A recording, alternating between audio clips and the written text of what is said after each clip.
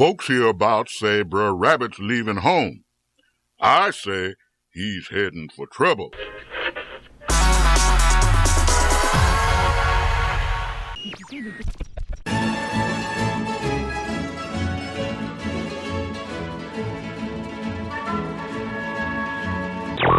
If it weren't for the fact that we like the taste, you'd be out there wallowing in shoulder-high waste. Soaring to tower. We are ready for takeoff. WDW Radio, your information station. Hello, my friend, and welcome to the WDW Radio Show, your Walt Disney World information station. I am your host, Lou Mangello, and this is show number 612, and I'm here once again not only to help you have the best possible Disney vacation experience when you go to the parks, but I also want to bring you some of that Disney magic wherever you are with the podcast, my live video broadcasts and chats every Wednesday night on Facebook, videos, blogs, special events, books, tours, and more. Whether it's your first time visiting or you've been hundreds of times, if you're planning a vacation or just love the history, details, secrets, and stories, there's something in the show for you because each week I'm going to take you from the parks to the screens and everything in between. And if you're a new listener, thank you, welcome. Please go back and check out some or all the past episodes for interviews, top 10s, reviews, and more. You can subscribe to the podcast on Apple Podcasts or Spotify and find everything else at WDWRadio.com. So this week, I want to invite you to join us as we discuss our Disney treasures, collectibles, collections, and favorite items we've acquired over the years from the Disney parks, Marvel, and Star Wars. We'll not only share stories of when, why, and how we've added them to our collections, but the why they are important and valuable to us. We're also going to discuss collecting in general, including why we collect, how we display, defining quote-unquote value, how-to, holy grails, and more. I'll then share how you can virtually display and share your collection in and with our community. I'll then have the answer to our last Walt Disney World trivia question of the week, and I'll pose a new challenge for your chance to win a Disney prize package, including my brand new Disney Interviews book, which you can find at DisneyInterviews.com. Then stay tuned to the end of the show for more information, updates, your voicemails, and more. So sit back, relax, and enjoy this week's episode of the WDW Radio Show.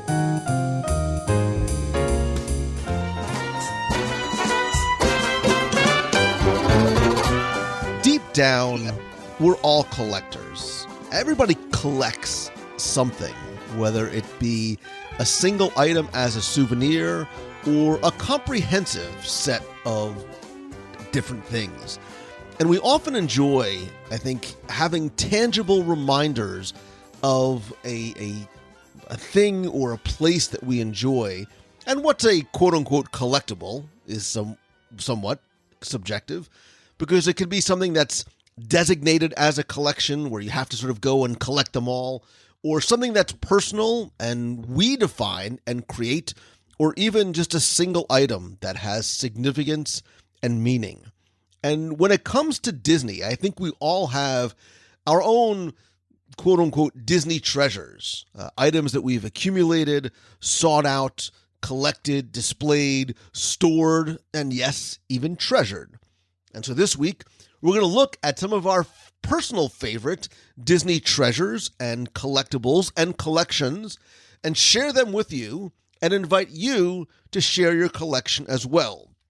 And before we get into exactly how, where, and when we're going to do it, I want to introduce my friend, fellow podcaster, author, former cast member, and returning guest, Mr. Connor Brown from WDWopinion.com. Lou, thank you for having me. Can't wait to talk about our pet rock collections. There's so many of them.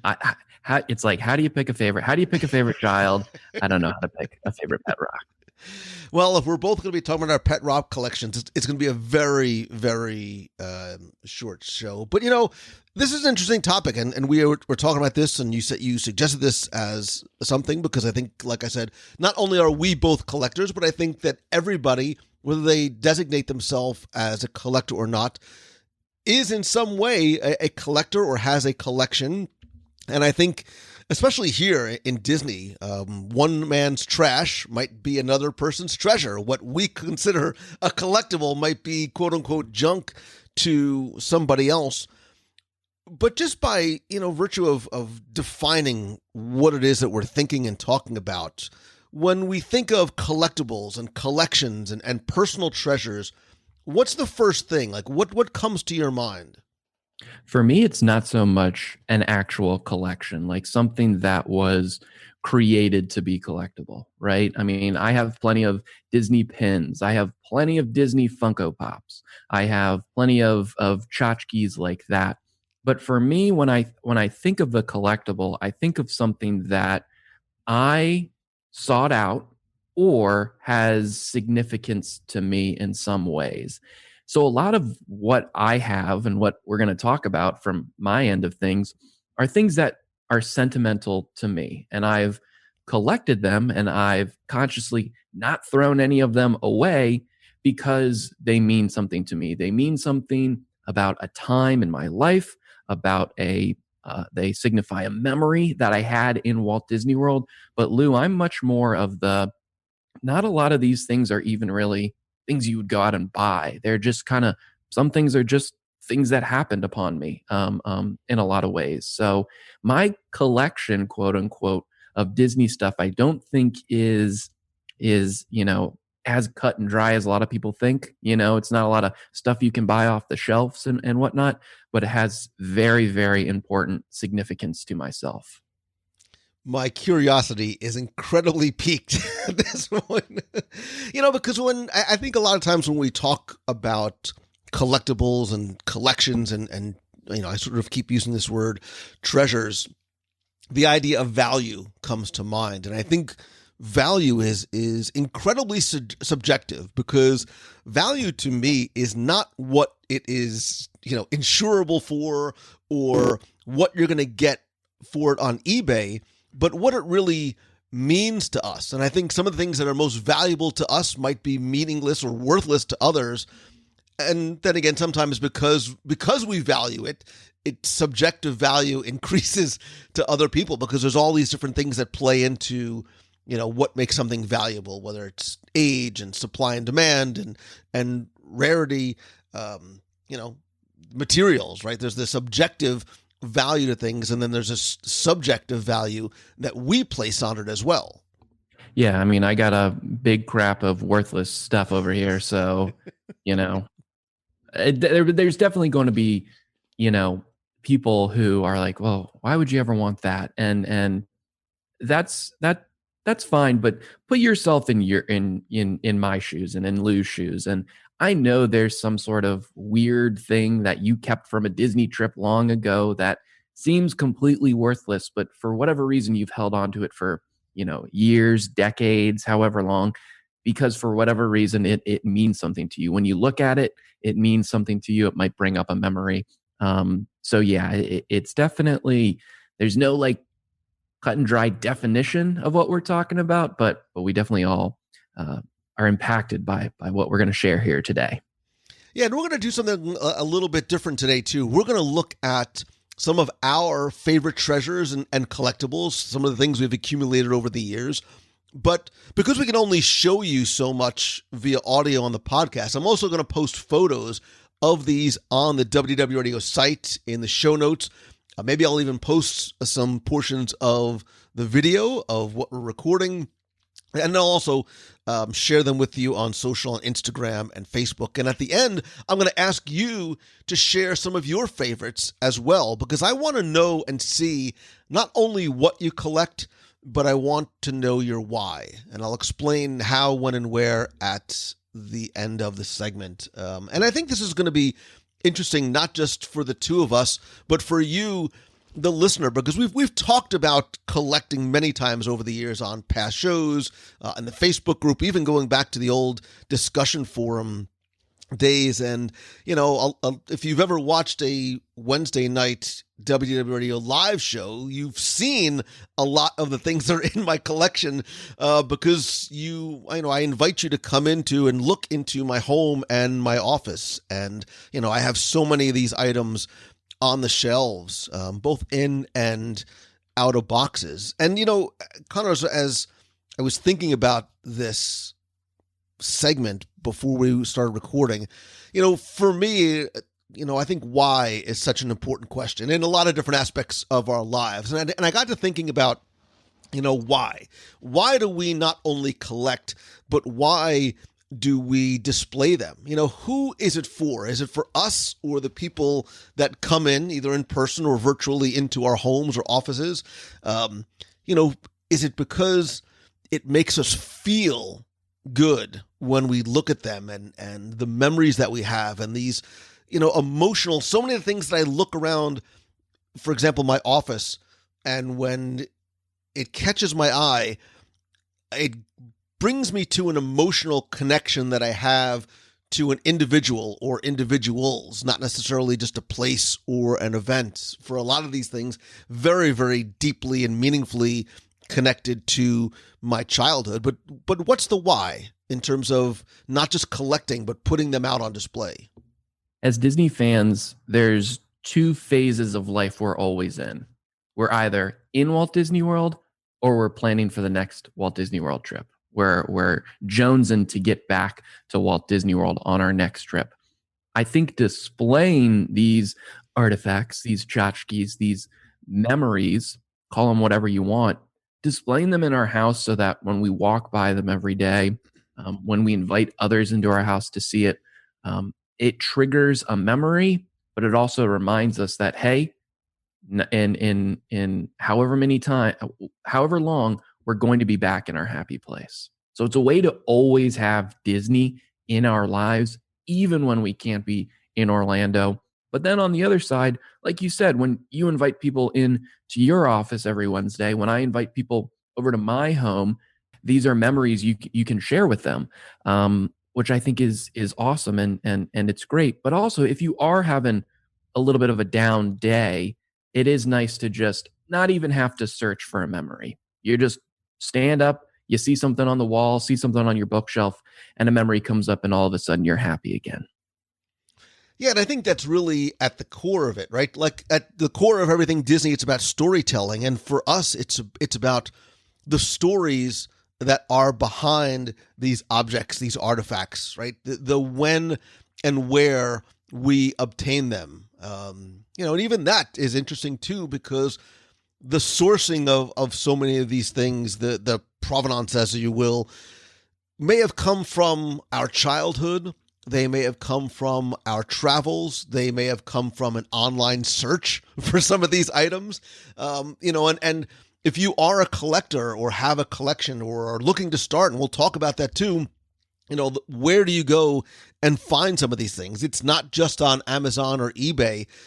My parents had an antique business when I was a kid, so I learned a lot about going antiquing and going into little roadside stores and junk stores. And I love going to estate sales because you never know what you might find in there, especially, there's a lot of times if somebody passes, things are just put out for sale and people don't even know what some of these things are. I still believe, Connor, that one day I'm going to go to an estate sale and somebody's going to go, yeah, my grandfather had this comic book collection. I don't know, Amazing Fantasy. It's number 15. Like, who wants number 15?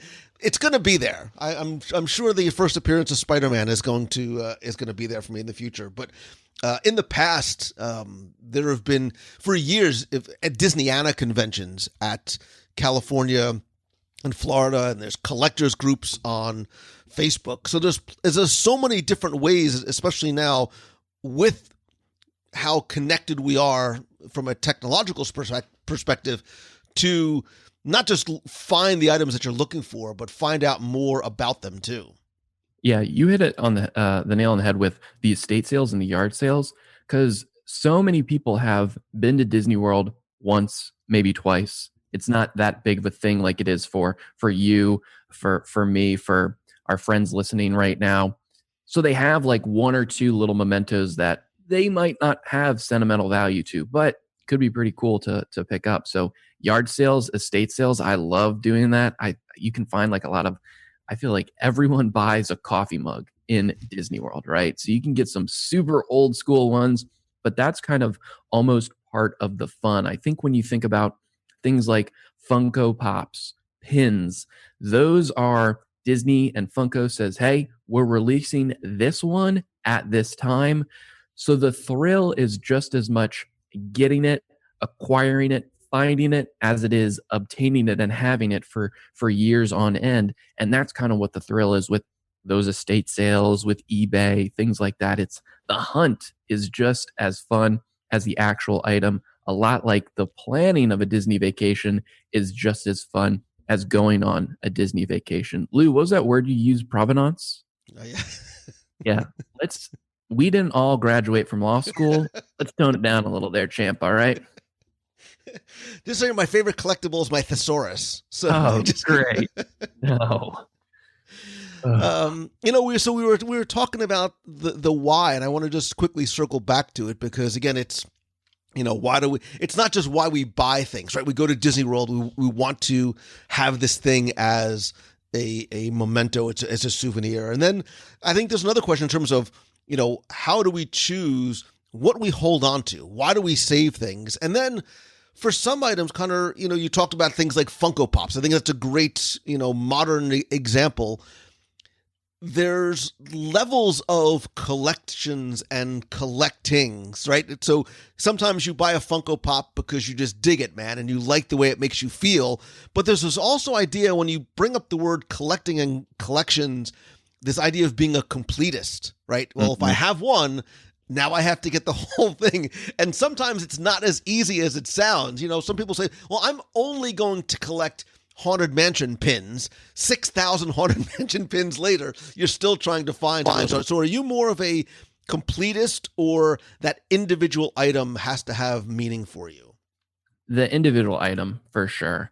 And especially when I'm in a park, I'm very utilitarian in that sense, where it's great to put a lot of stuff on display, hang it up on the walls, but I love something that I can also use for another purpose. Now, I'm not going to share any of those like souvenirs that I buy because the unfortunate part is when you do use them, they do end up, getting some wear and tear on them and stuff like that. But,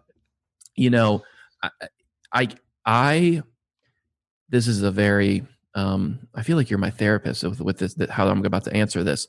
It is not healthy for me to become a completist. Does that make sense? Yes. I don't think that's a path me, my friends, my family want me to go down. So I say, you know what? I really like that Funko Pop because it looks great. I don't need to know what part of collection it's from. I don't need to know what series it is or whatever. I don't even need to know what the terms are. I'm just going to buy that one. So as a Funko Pop collector myself, although I will tell you, quick story, when Funkos first came out, they were like my version of like Vinylmations. I'm like, these things are awful. They're ugly. I'm never going to collect one. And now I look around my room and I probably have close to 100 Funko Pops. Yeah. In the box or out of the box? I think all of mine are in the box. Attaboy. We can continue this conversation then. Perfect. Oh, okay. I've been tempted. Every now and then I'm tempted to take one out, but. Can I share? I want to share my favorite Funko Pop that is not, it might now be part of the Disney realm. It's a Princess Bride one, okay? But here, I just want to show it to you. The reason I love it is because it's Inigo Montoya, You Kill My Father, Prepare to Die. I wasn't going to take it out of its box, and I haven't, but I did lift the lid one time. And if you lift the lid, you can see right there it says, my name is Inigo Montoya. You killed my father. That's awesome. That's incredible, right? So, yeah, so I might have opened all of the other ones once I opened that one, but they're still in the box. Now I'm looking up at all my Spider-Mans. I'm like, I think I need to have an unboxing day. Just take them all out and see what happens. See what hidden stuff is in there. Right. All right. So look, let's get it. As long as you started showing, let's get into it. And because you are my friend and my guest, and I'm incredibly curious as to where you are taking this topic and your collection, I invite you to please share its meaning, I won't use another fancy word, share its history, where it came from, why it has significance to you, etc. So my first thing is something I don't think I don't think you could find this on eBay. I'm maybe some other people might have it around here or around the world or whatever. But so I was a cast member in 2015 and 2016. I worked front desk at the Yacht and Beach Club resorts, and then I also worked on Seven Dwarfs Mine Train in the Magic Kingdom. I was on the Disney College program, so I had a bunch of roommates who were also cast members. And one roommate worked in quick service at Hollywood Studios. So like Sunset Market, that sort of area. He invited me to go to a cast member preview of an event. And the ticket that they gave all the cast members was really, really, really cool looking. And I kept that. I don't think he knows that I kept it, but he left it in my car, and it's mine, and it's been mine for years now. And I'll hold it up to the camera now. It is a cast member preview ticket for the Osborne Family Spectacle of Dancing Lights, right? So it says Thursday, November 5th, 9 to 11 p.m., Streets of America. And it's a big ornament, but it's plastic, it's kind of made of the same material that your Disney ticket would be made out of. But it's a big red ornament, or I guess it's a big red light bulb. I should be more specific with that. Really well done. But Lou, why this is significant for me? This was the last year of the dancing lights, the spectacle of dancing lights. So after this year, after 2015, it closed to make way for Galaxy's Edge, Toy Story Land, all that stuff.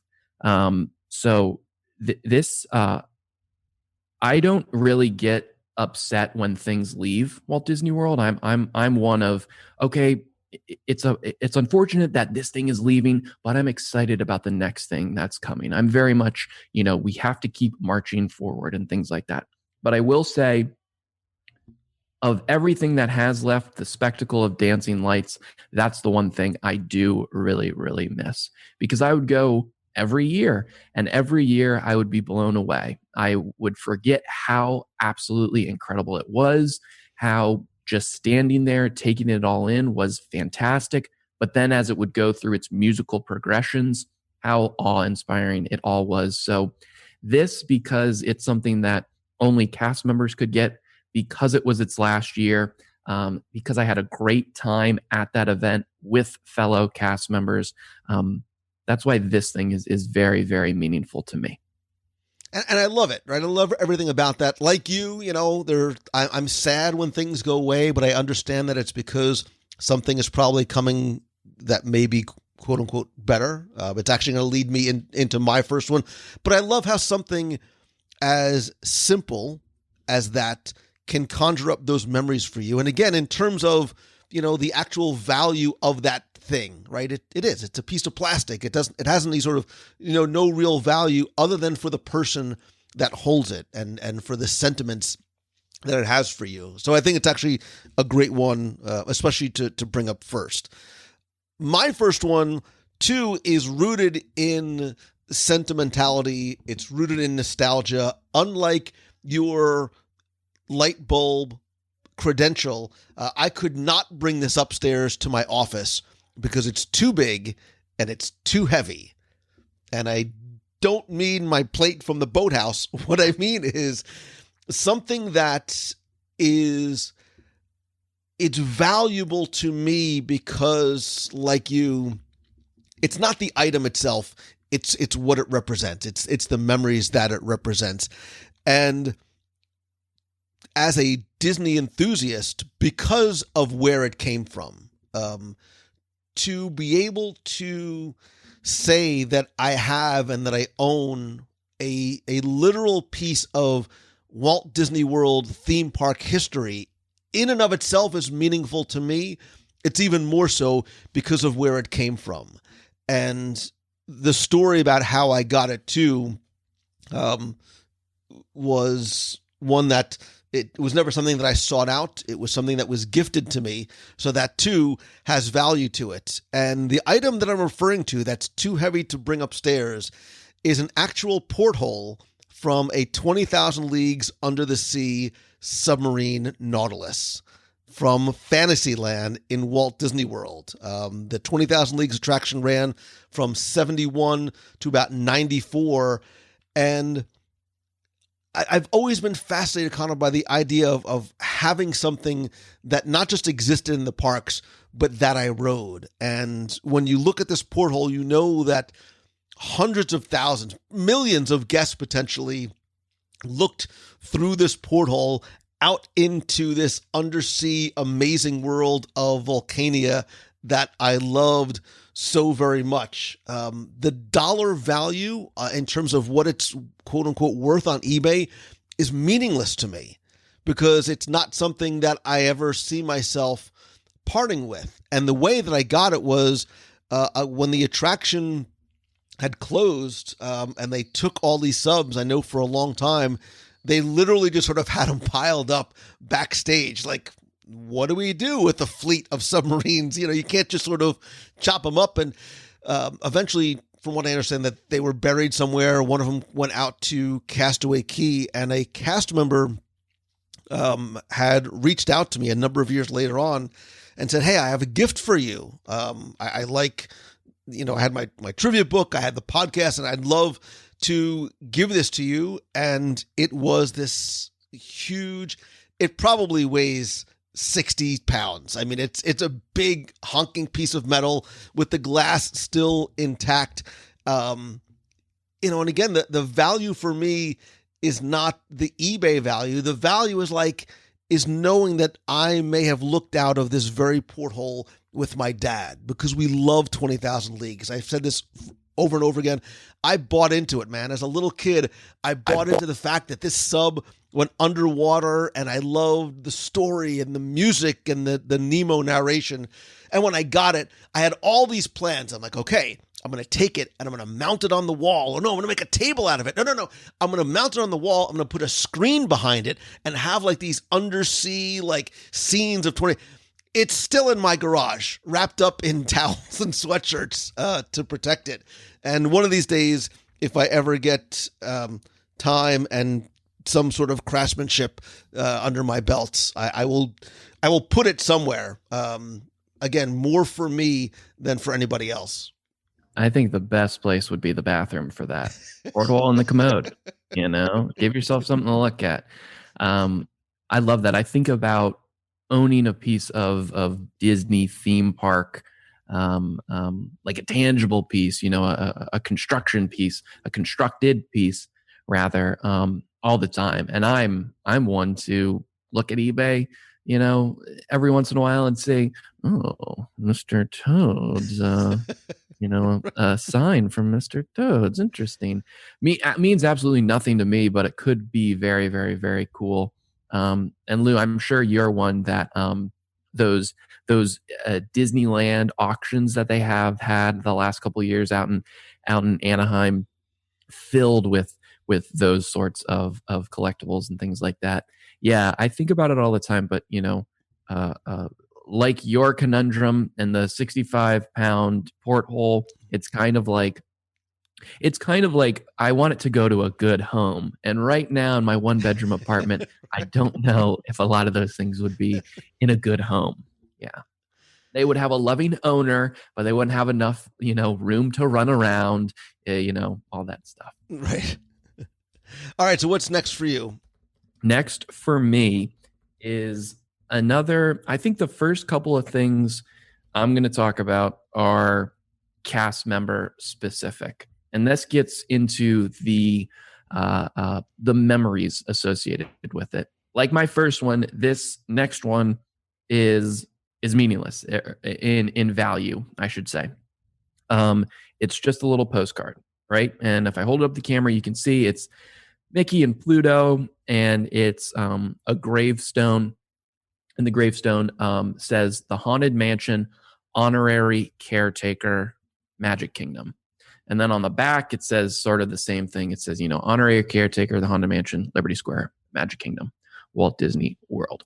Now, this was given to me when I got the opportunity to go on a backstage tour of the Haunted Mansion as a cast member.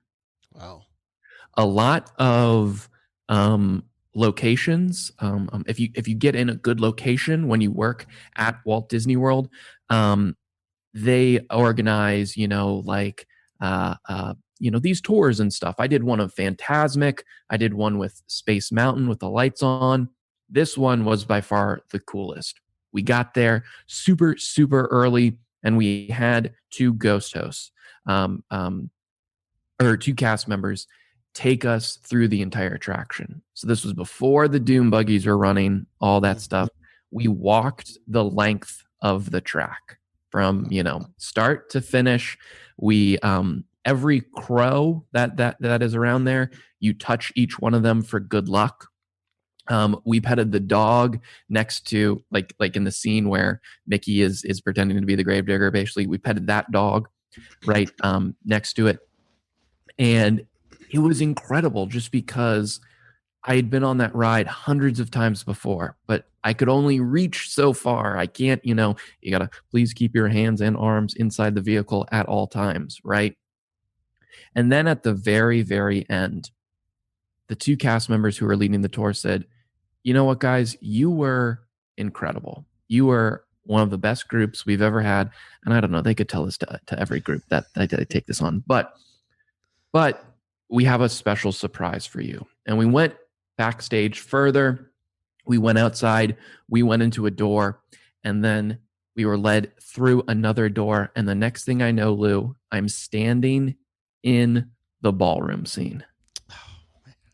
And I am next to the table, and they're explaining all of the tchotchkes on the table.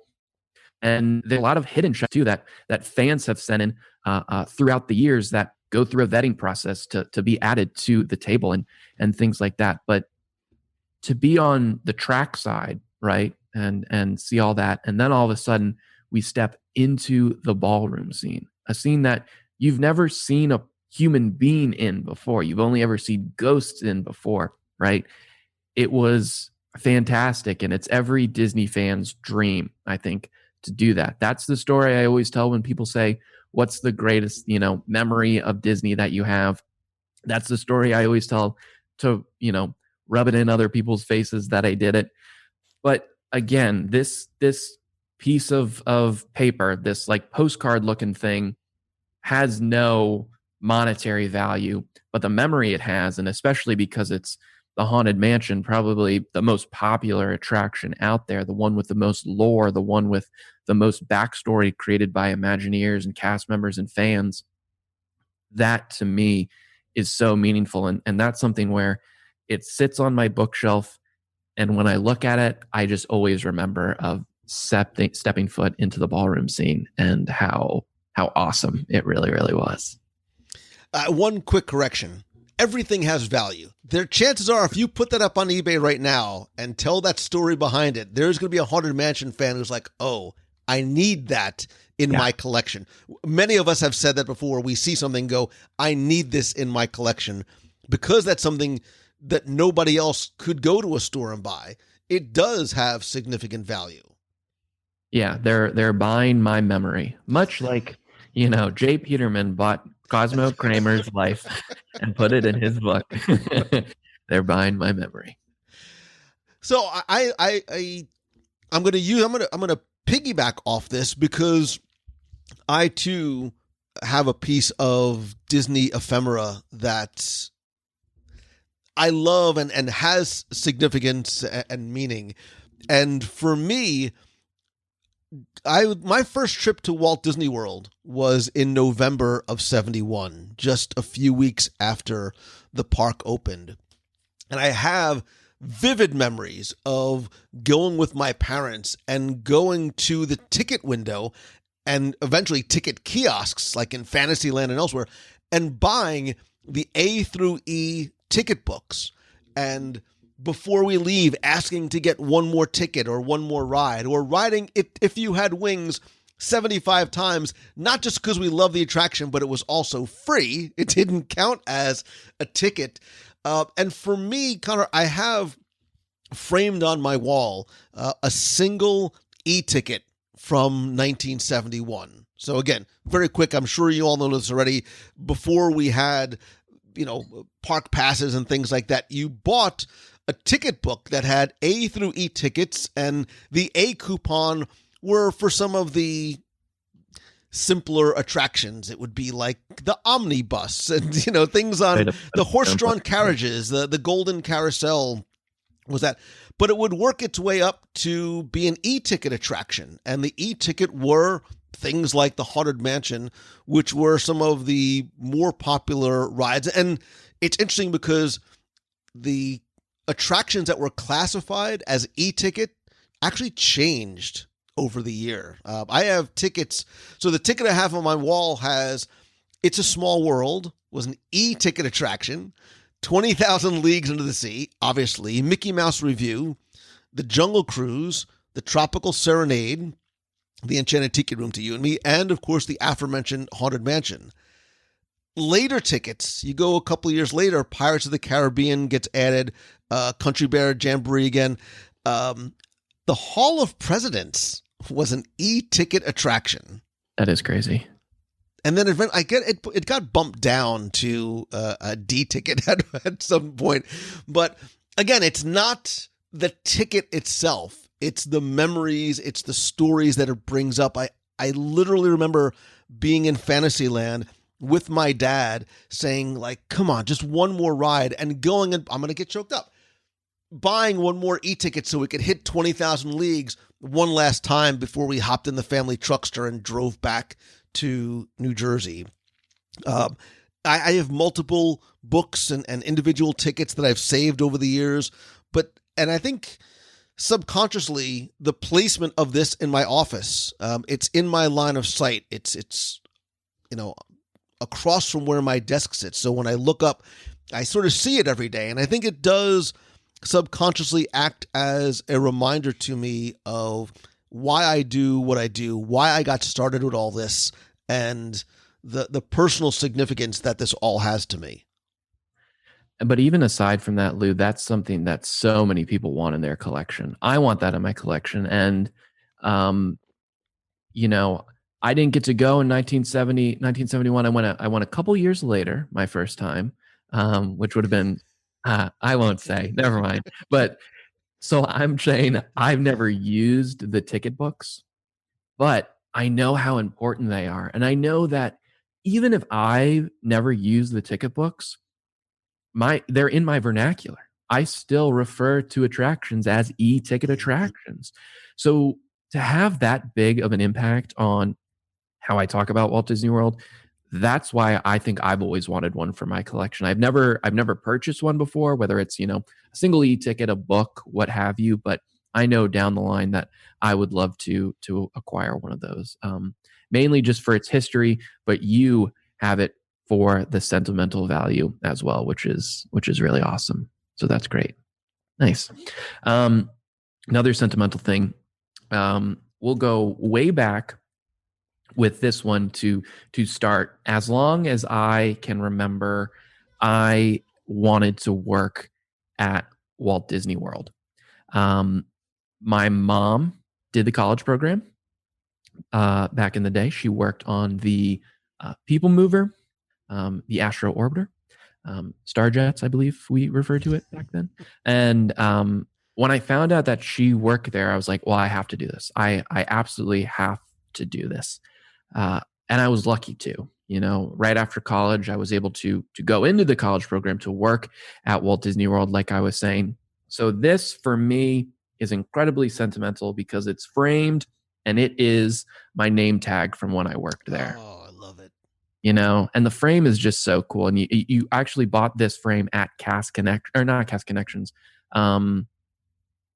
Company D was the name of the store, which is in like Disney University. They have a couple other locations, but that's where you can buy discounted products and stuff like that. But, I don't know. I just look at this and I just think of how much fun it was to work there, how big of an accomplishment it was.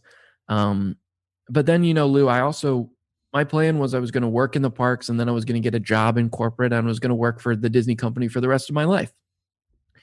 And I got a job in the parks and That was about it. You know, it didn't pan out the way I wanted it to pan out. So when I framed this name tag, when I first did it, it was like the final chapter. It was an end note. You know, it was that part of my life is over, right? The working for Walt Disney World is over. So it was kind of a sad memory in a lot of ways as well. But then as I've, you know, gone on and I've met people in the Disney creator space, and I've met other Disney cast members through WDW Opinion and all this other fun, I don't see this framed name tag as an endpoint anymore. I see it as a middle point. You know, there was my life before I worked at Walt Disney World. There was my life when I worked at Walt Disney World. And now there's my life still as a Disney fan, as a former cast member, as someone who loves to share Disney World with other people. So when I look at my frame name tag like that, I see that this is part of my history now. It's not an end point of anything. It's just part of the story. And that's why I love it, of course. Yeah, and that's, you know, it's one of those items that is priceless, right? To you, it's priceless. Like, I don't imagine you selling that for any price because of just what that means to you, and everything else that you're doing sort of really sort of falls under the umbrella of that item, right? All these other things wouldn't have happened to you had it not been for you being a cast member during that time. Absolutely. And it's something that I funnel everything through. That's something you can't take away from me. I will have always been a cast member. I will always have that knowledge and those memories of working in the park. So that's why it's super, super important to me. So the next one I go to, look, if you've ever heard the show before, if you've ever watched anything that I do, I am a kid at heart. I am a 7-year-old kid trapped in a slightly older body. And I love the toys. I love the fun things too. And I love things that are fun as well as being unique. And when I look at my collection in terms of things that are unique, things that you can't find anymore, which adds value to me because I understand the rarity of it. But more importantly, items that connect to maybe just attractions that are my favorites, right? You mentioned the Haunted Mansion, which is why I sort of bumped this up on my list. And plus two, because of how unique this item is. And it's called a Haunted Mansion secret panel chest box. And it's it's about 6 inches by 4 inches by 3 inches or so rectangle. And these were originally released in Disneyland in probably about 1969. There's a Disneyland version, there's a Haunted Mansion version, and the box itself, the physical item, is actually rare. I have seen very, very few of these in really good condition, and I'm fortunate that mine is you know, in near mint condition. And the idea is this small wooden box has no lock and key system. It has no visible way of opening it, but if you know how to, it requires about 20 different steps to slide different pieces up and down, and it reveals sort of different mechanisms to open it. And inside of it, there is a secret compartment, and there's a secret drawer too. There's a colored decal on the top that says the Haunted Mansion in Walt Disney World secret panel chest, and it has this beautiful hand-drawn image of the mansion with lightning behind it. Obviously, there's a Disneyland New Orleans style mansion for theirs as well, and it also has this wonderful. It's called an Ichimatsu design in terms of the checked pattern on the side of the box. There is actually an item inside my. This is where Lou hides his juicy fruit, so his kids don't get it. You say juicy fruits or juicy fruits? Because they're two things that I still loved as a kid. Jujubes? No, well, there's juicy fruit gum, which you chewed it twice and it lost all its flavors. Yeah. And then there's juicy fruit, the oh so hard and chewy candy. And well, now there's also juju. All of them are in there. Maybe by the end, I will open this and show you if I remember how to open up this box. So it is. Yeah. Do you have it like the instructions in a Word doc or something? No, you gotta you gotta know how to do it, and you gotta figure it out. I don't even know if it came with instructions. So that's what I was going to ask. Was it like when you bought it? Was it almost like a puzzle when you bought it? It is. It's a puzzle box, and I honestly don't have. I've never seen instructions for it anywhere. Again, the number of times I've actually seen the box, especially in good condition, has been few, very, very few over the years. I don't remember ever getting instructions with it. So, because these were not available for a very long period of time. I would say maybe a year or so. So there's not a ton of them that were actually ever made. Probably because nobody knew how to open them, so they didn't sell very well. But yeah, maybe. I think I remember what's in here. I think I remember what I put in here, but I will continue to play around with my secret panel chest box and let you move on to your next. But this is one too that unless times get really tough, I can't imagine myself ever selling. I hear if you take a Disney dollar and you hold it up to the light, you can see the instructions a la National Treasure. I have Disney dollars too, by the way. Oh, good. Disney is now cashless. They're completely meaningless. All right. Moving on to an eBay purchase. And, I mentioned it a little bit about how I love buying sort of utilitarian things that I can use. Right now I'm drinking from a Hollywood Studios 30th anniversary cup. That is not what I'm talking about here today. But I love things that had a purpose.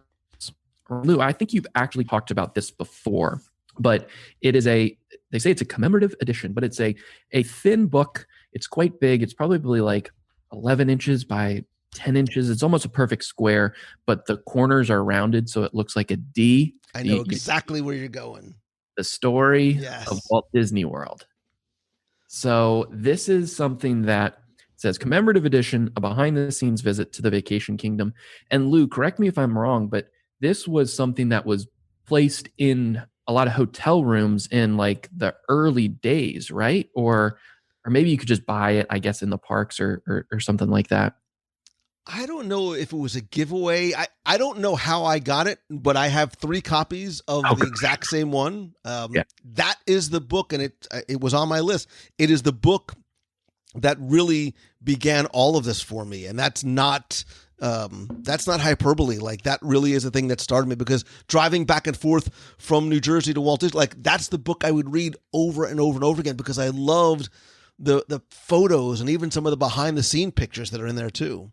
And I just flipped through, this was a 1970s production, the first years of Walt Disney World. This is what this book is talking about. It's talking about the building of it. It shows other things like other attractions that are about to be built. Lou, one of my favorite things is the map that they have, the Vacation Kingdom of the world. And, they list Magic Kingdom, Theme Park, Contemporary, Bay Lake. But then, of course, they also have future Asian Resort Hotel, future Venetian Resort Hotel, future Persian Resort Hotel. None of those were made, of course, but it is always cool to look back at them and things like that. As a kid, I would take everything that was in the room on our vacation. I don't mean like I would steal pillows and stuff. All right. I'm not a kleptomaniac, but any piece of marketing material that they would have, any, magazine to help you plan your trip, I would take it just so that in my room alone, like the sad individual I was, I could pore over it when I wasn't in Walt Disney World, because that's where I was happiest. So this, for me, I think is a lot like that. I think people who went to the park in the 70s would buy this book, would get this book, and it was something where when you didn't have the internet, when you didn't really even have a whole lot of photos you could flip back through, this was something you could look back and see, wow, look at how that place was built. Oh, I remember that. Oh, I remember the Mickey Mouse review and Country Bear Jamboree and all sorts of stuff like that. But when I bought this, Lou, there was actually two other things in it, which it was not listed as such. But the two things that were in it were, this is like a little postcard, and it's got perforated edges, and it says Walt Disney World Central Reservations, P.O. Box 78R, Lake Buena Vista, Florida. So it's a postcard. And on the back, it says Fort Wilderness Campground Resort Reservations. And it's got Mickey and his little, Davy Crockett get up, like the logo you see today. And what this was, Lou, was you would tear it out of wherever, and you'd fill it out. You'd put your name, your address, all that stuff. And you'd say, please reserve blank campsites for blank nights for a party of blank arriving on your expected days and stuff like that. And it's so funny because there's not even a place for your phone number on there. So you would just send this off in the mail, and I guess they'd send you something back in the mail, and they'd say, you're booked. And of course, that's cool to me. It's cool that it says Walt Disney Productions before it switched to the Walt Disney Company even. But the crazy part, of course, is campsite rate, $12 per night. $12. That's like the OG My Disney Experience app was a postcard. Yeah. It takes, instead of 7 seconds you're booking it, it takes you 7 weeks to book something in mail. Great. So that was really cool. And then the other thing that was in it was this week at Fort Wilderness Campground, and this says through April 20th, 1973. So it's like you get these same things today. It tells you, there's bicycling, there's campfires, where to go for transportation and things like that. And then on the back, it lists a whole bunch of other stuff. So these people were going there during Easter. So it says Easter holiday fun. You do. One thing I saw, there were world cruises, but then, Lou, this was something I had never heard of, showboat cruises. Mm-hmm. So this said the late evening hours are a wonderful time at Walt Disney World when you enjoy them on a sparkling showboat cruise. So it looks like it takes off from the Contemporary and the Polynesian and even Fort Wilderness, and it just goes around like the Bay Lake, Seven Seas Lagoon sort of area like that. Yeah, it was almost sort of like a Louisiana, like Mississippi side wheel paddle steamer boat that would take you out on these sunset and nighttime dinner cruises. Because remember, when Walt Disney World first opened, no Epcot, no other parks, but it was still being billed as the tagline was the vacation kingdom of the world. So the idea was you went to the park, singular, during the day. You got to do and see everything. You'd come back. You would spend a lot of time at your resort. And so the resorts had a lot of these extra activities that you could do there for both adults and couples, like things like this, the Top of the World Supper Club that were adults only, as well as things for families to do together as well. Yeah. And, they list other things like the water ski show, Top of the World, at the Contemporary. Mimi Hines was performing. Song stylist Mimi Hines. That showboat cruise was going to run you $3, by the way. $3. So I love that because it's something that, if I was alive back then, this is a book I would pore over when I wasn't in Walt Disney World. I could totally see myself doing that. I could see myself doing that to plan the next vacation.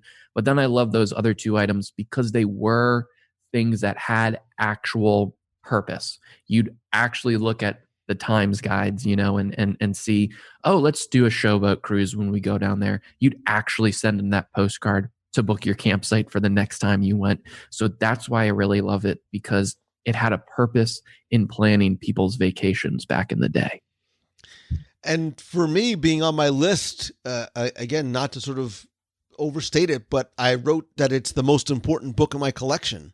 Because it is. It literally, I would not be here had it not been for that book, because of how many times I remember seeing it and reading it. I'm sure without even looking, I could talk to you about, there's the photo of the large sea serpent topiary and Pirates of the Caribbean. Like, I can still see the images vividly in my mind, and every other book in my collection would not be here if it not for that one. Yeah. Yeah.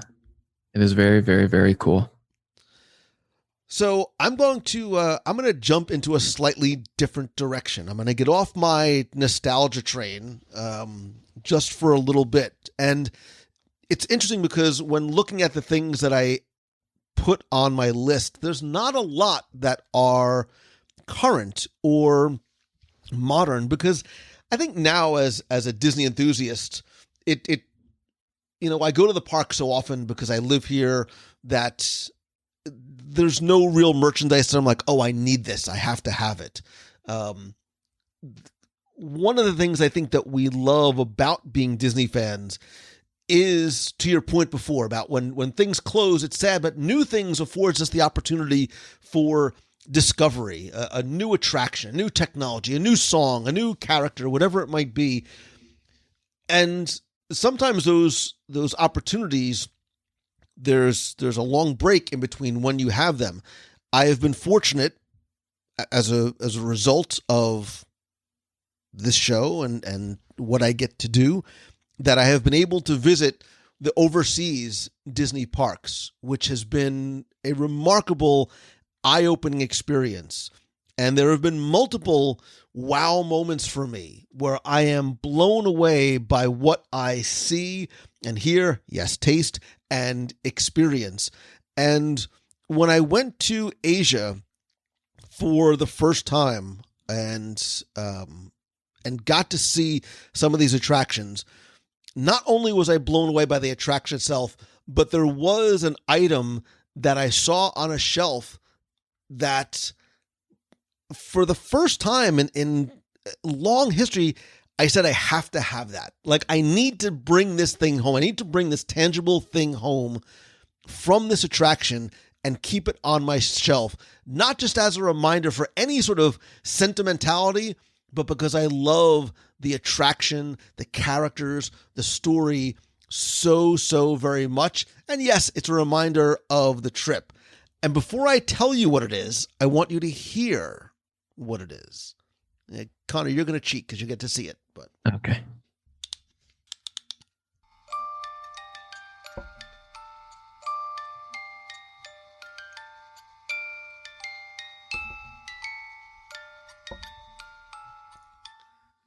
So it is a music box from Mystic Manor in Hong Kong.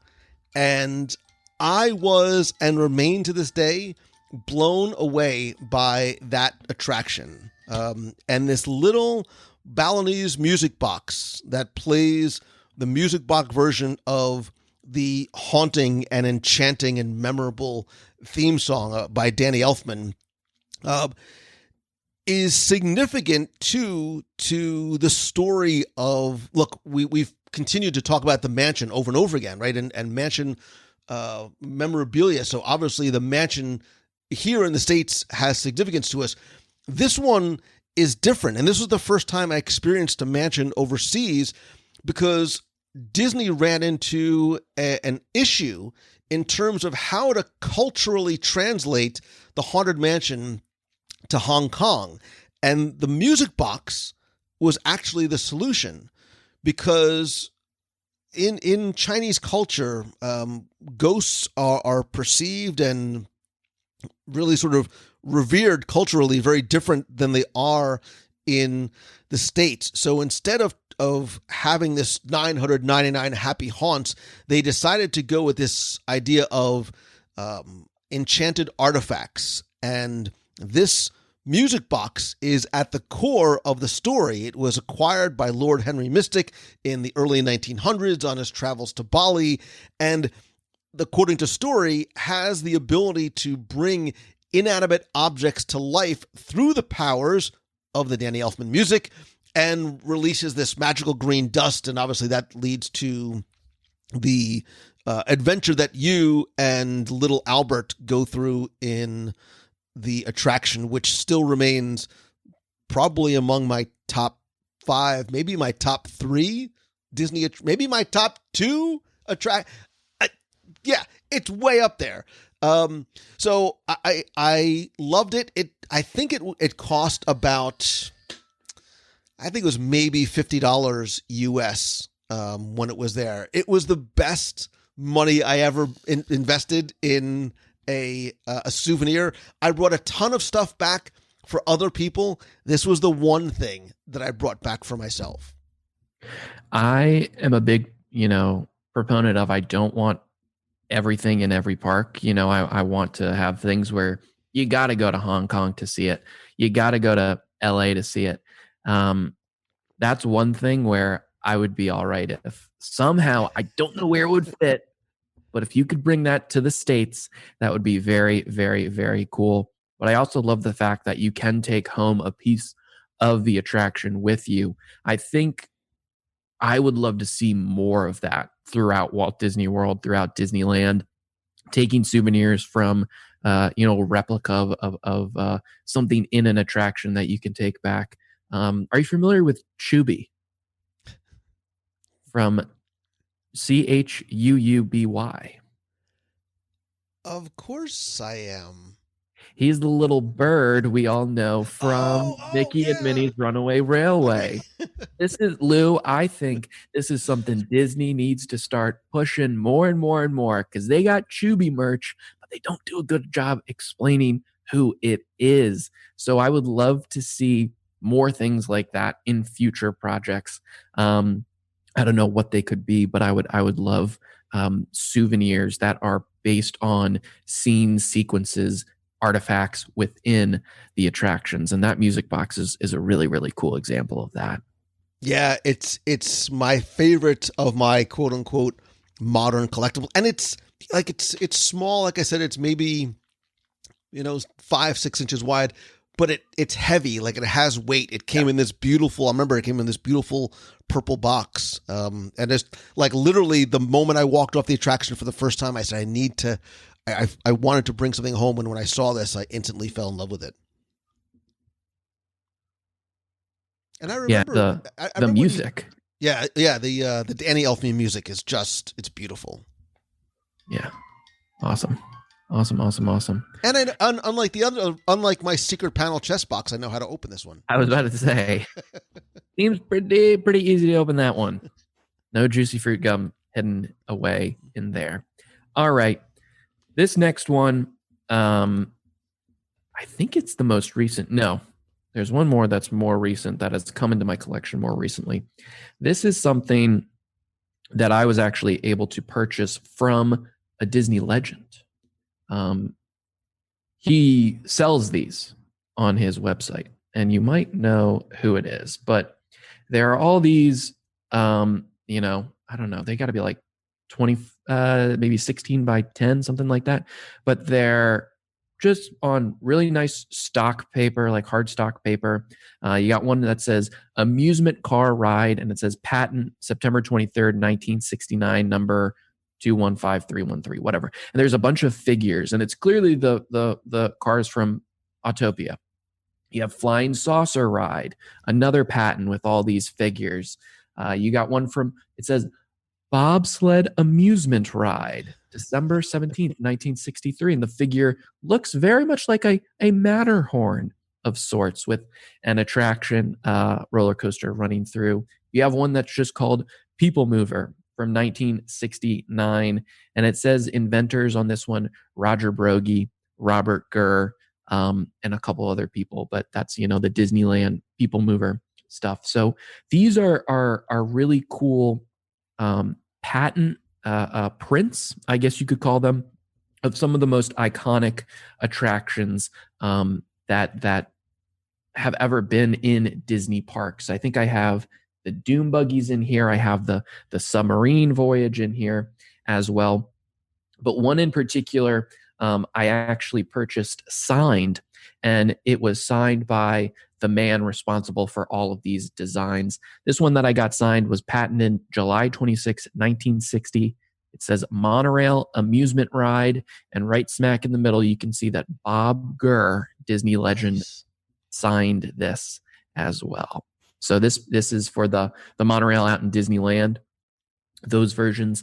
When I purchase this, I think that eventually I'm going to get them all framed. I think it'd be really cool to just have like a patent wall, which is awesome. But I got him to sign the monorail one because I love that story about how on opening day of the monorail in Disneyland, then Vice President Richard Nixon was there, and Bob Gurr was piloting the monorail, and they only got it to work once the night before. That was the first time they got it to work. He was piloting the monorail. Vice President Nixon, Walt Disney got on board. Vice President Nixon's family got on board, and they took off. They did a full loop, and as Bob Gurr is pulling back into the station, he realizes, oh my God, I've kidnapped the vice president. I took off before any Secret Service members got on, and as soon as that monorail stopped, Secret Service flooded the vehicle and things like that. So I love that story. I think, as Disney fans, we owe a lot to Bob Gurr, not just in the attractions that he's helped develop, but how hospitable he's been, how open he's been to sharing the history of his time working with the company, of sharing his time just in general with individuals.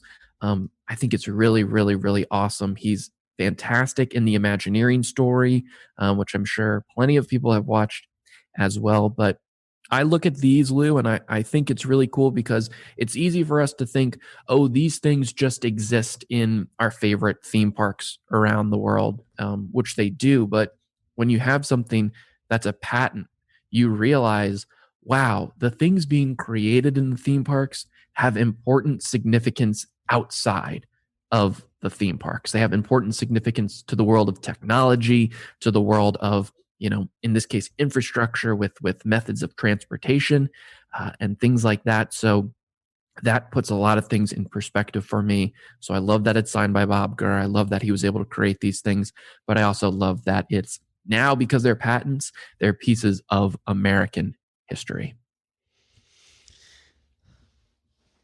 So I love, first of all, I love those designs. I love the simplicity and the history and sort of the genesis of going from those designs to the attractions that we now get to enjoy today. There was something that you said that made me think in terms of where I wanted to go next with my list. And something that you said made me think about, other people.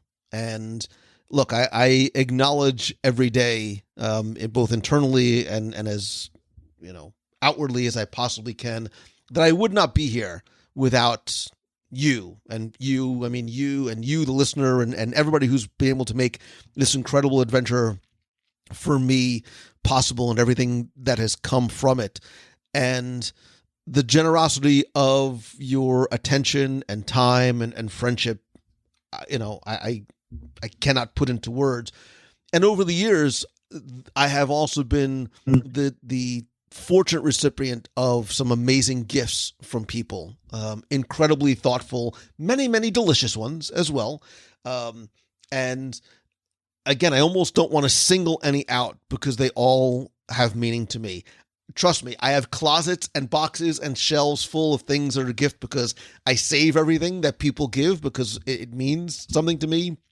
But there's one, when I was coming up with this list, I almost felt like I couldn't leave off, right? Because it means to me a lot of things. If you've ever watched a Wednesday night show, and Connor, you can see, you may or may not realize that I'm a bit of a Spider-Man fan. I've been a Spidey fan since I was a little kid. I will not, speaking of therapy, I will not talk about the many lonely days as a kid by myself pretending that I was Spider-Man.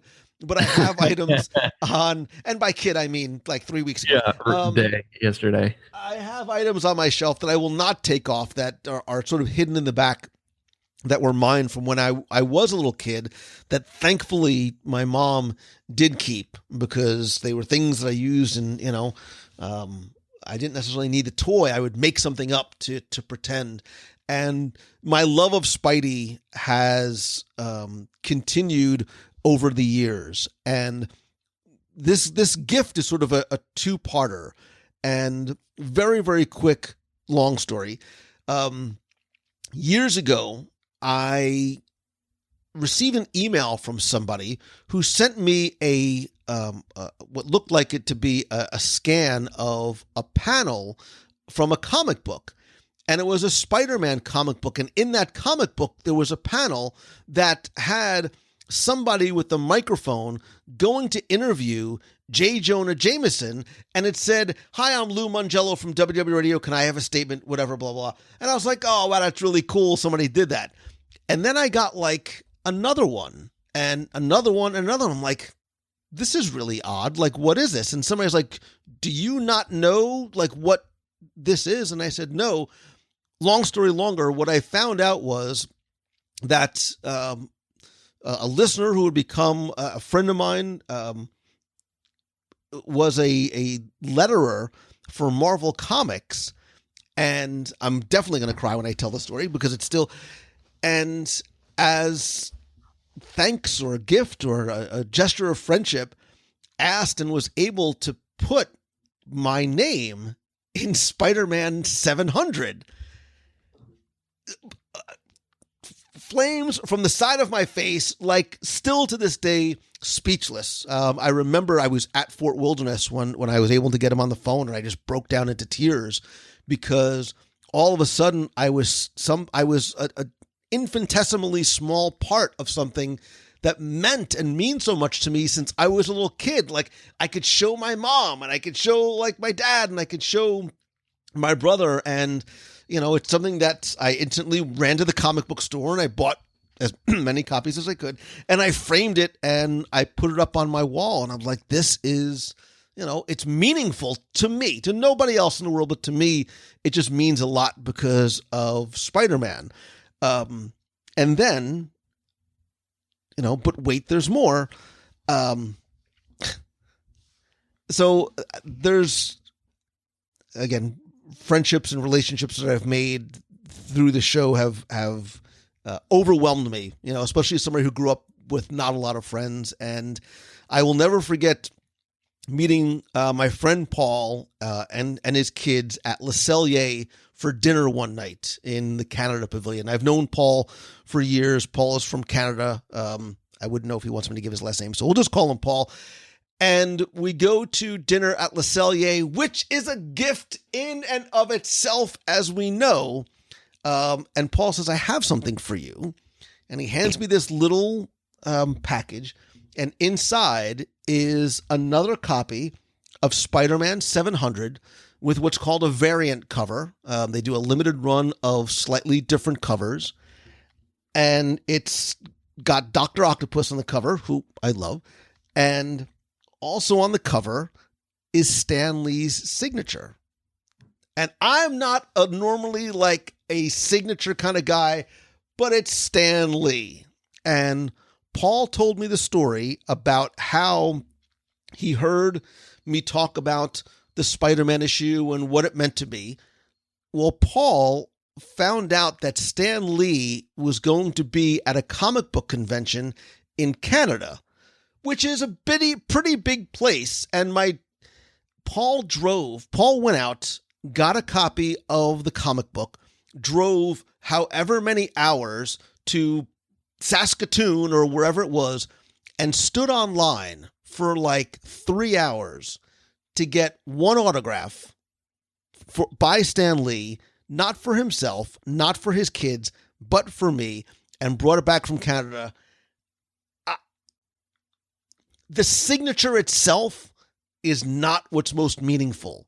It's the gesture. It's the action. Does that make any sense to you? Like the quote unquote value on the street value of the Stan Lee signature on Spider-Man 700 does not exist to me, right? It's something I would never sell, but that sort of representative gesture, which to me represents the gesture of anybody that takes the time to send me a message, a gift, a bag of Doritos, whatever it is.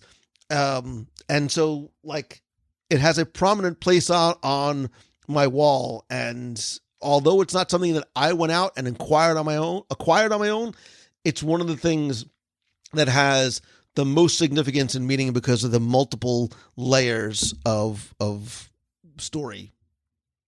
So that's great that you were in a comic book and you got Stan Lee's signature and all, but have you ever stepped foot inside the ballroom scene at the Haunted Mansion? You know, you might have a signature of Bob Gurr on your people mover and monorail blueprint, but have you ever sat down with Bob Gurr and shared his very first Dole Whip ever with him? Okay, so that's that's a great memory. Do you have the cup? Did you save the cup? Because if you didn't, it's just a mess.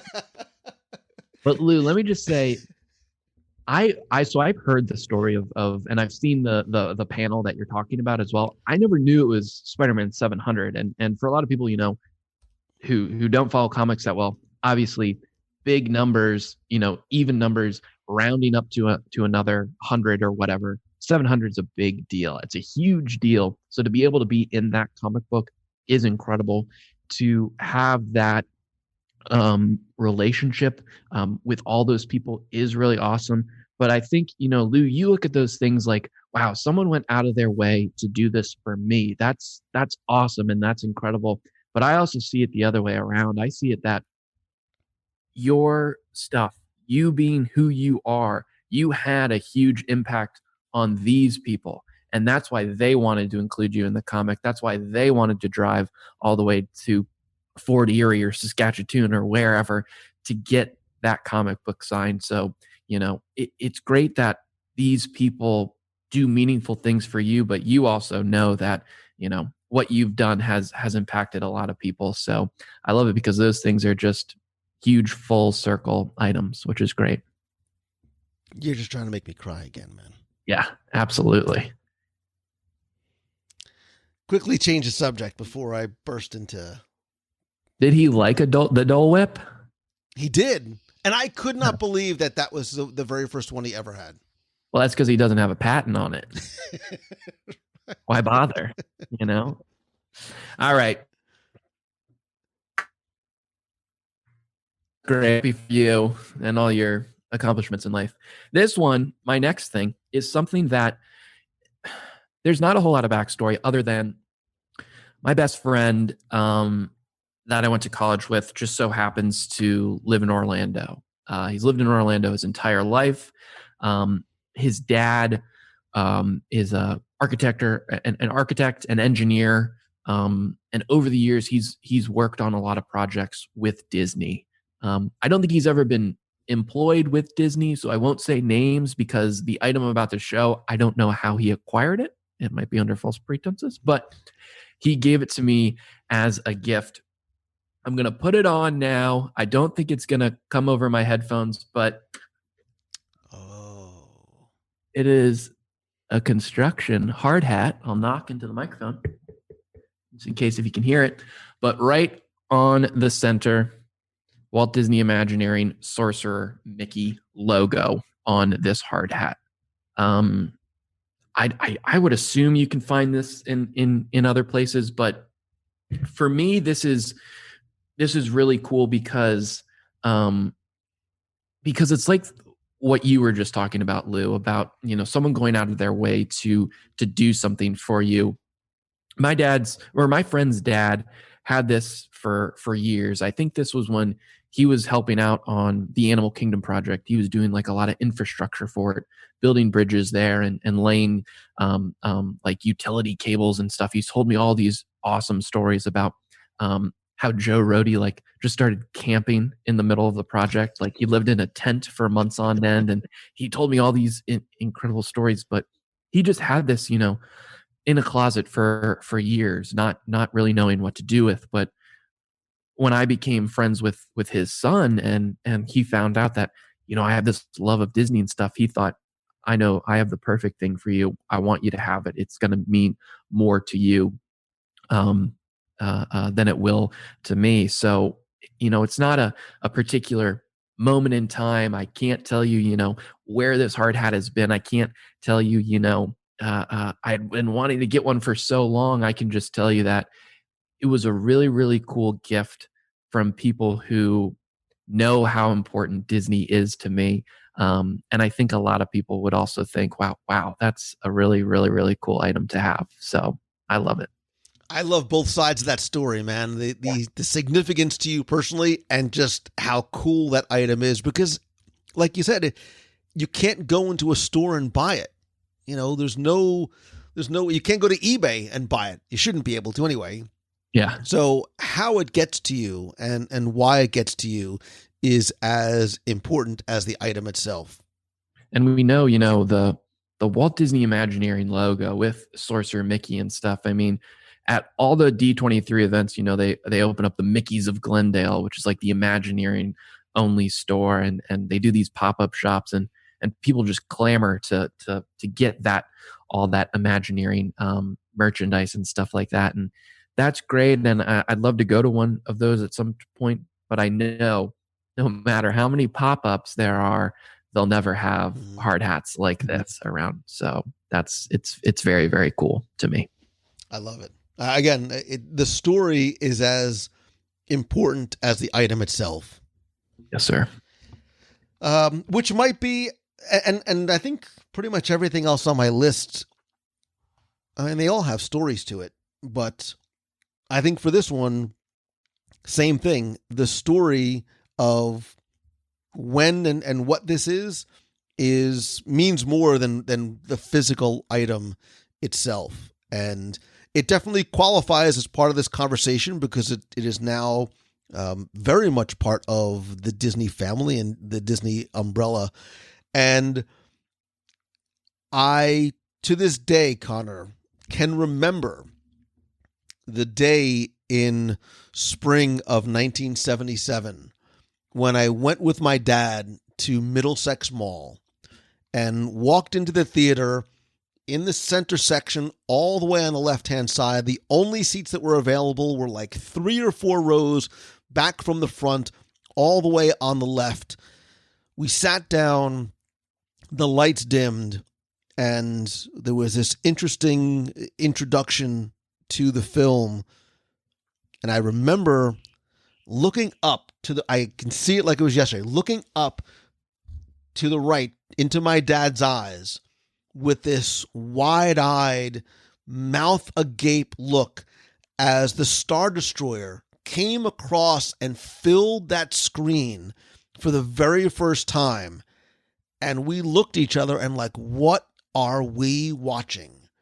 And that instant, that moment was clearly significant to me, watching Star Wars for the first of what would be hundreds of times. I'm not going to tell the story about how my dad went to Crazy Eddie's on Route 22 with me one day to buy something, and the guy behind the counter was like, hey, buddy, your kid likes Star Wars?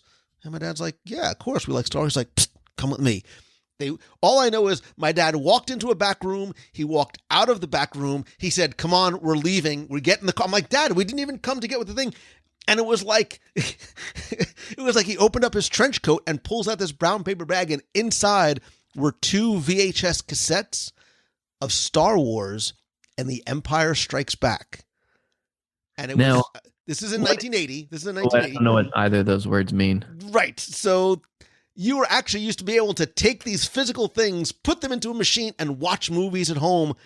I sat with my brother and my 2 friends in my dad's den in Plainfield, New Jersey, and like, I didn't have a lot of friends, but boy, you get Star Wars at your house, and all of a sudden you get friends. Whoa. Are you telling me your dad bought bootlegs?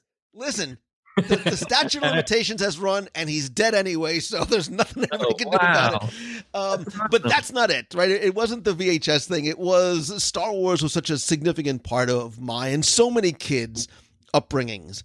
And I was very fortunate. I was very blessed. My dad and mom were, till the day they both passed, incredibly generous to me and my brother. And in the closet that I am pointing to that you can't see across from me, I still have my original 12 Star Wars action figures on their card and the Sears, the mail-away stand, because when the movie came out, the figures weren't ready.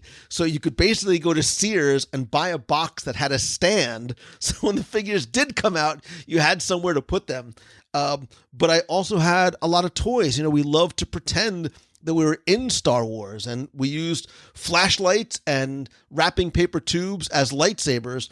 But I still have my 1977 Han Solo little electric gun that is in it's in the same condition now as it was all those years later. Like, the door still opens, the stickers are still on. If I put batteries in it, it would probably make noise. And it's meaningful to me, again, because of the stories, because I remember playing with my brother in my basement, and that I was able to keep it in this condition for such a long period of time. And now, as a father, introducing, my son and daughter into Star Wars and The Mandalorian the same way that my dad was able to do it for me. So it represents more than just the plastic pistol. Again, like everything that we're talking about, it represents the story of me and my dad and me and my brother. And then even now, sort of being able to pass that on to my kids too. That blaster is like, it looks like it was in the box yesterday. Yeah. It like it could be produced today for sure. Like, and all the little buttons and, everything works. I'm tempted to put batteries in it. I'm really tempted to put batteries in it. Do it, dude. Fire it off. See what the sound is like. It'll be awesome. I wasn't going to bring this one up, but it just triggered something for me. Toy Story is a lot like that for me. And I talked about it on the last time I was on the show, our Disney Plus picks that we were talking about. Toy Story is very significant for me because I feel like I'm Andy. It's the first movie I saw in the movie theater. When Andy was going to college, I was going to college in Toy Story 3. So, I had a Buzz action figure, I had a Woody action figure. I dressed up as Woody for Halloween. I dressed up as Buzz for Halloween.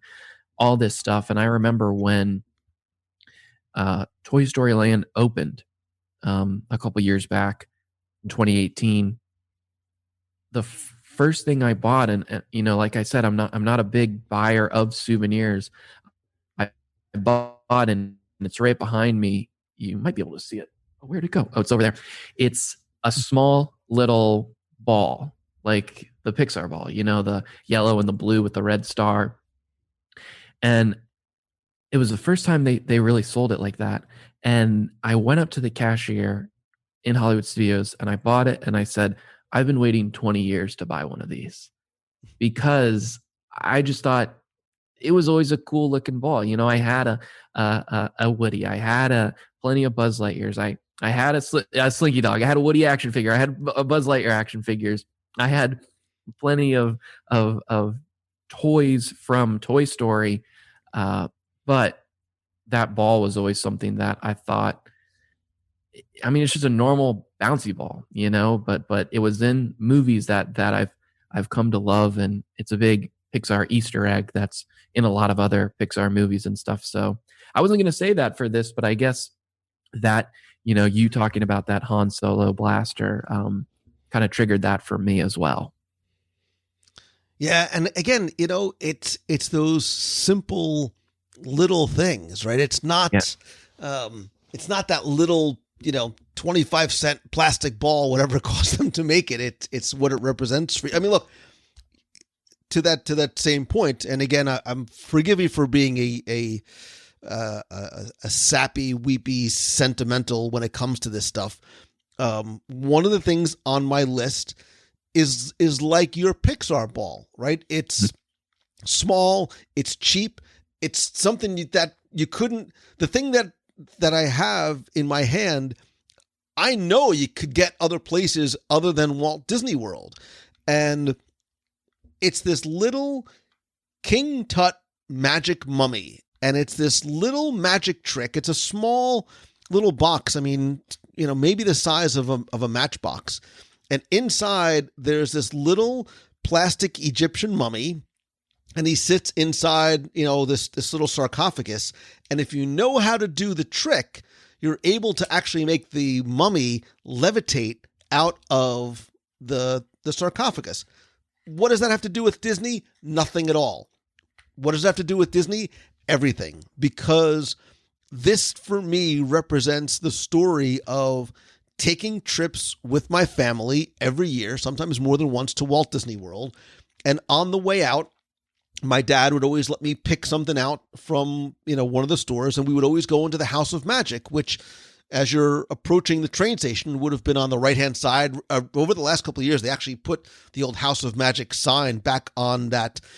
It's sort of a mustardy taupe and black covered awning.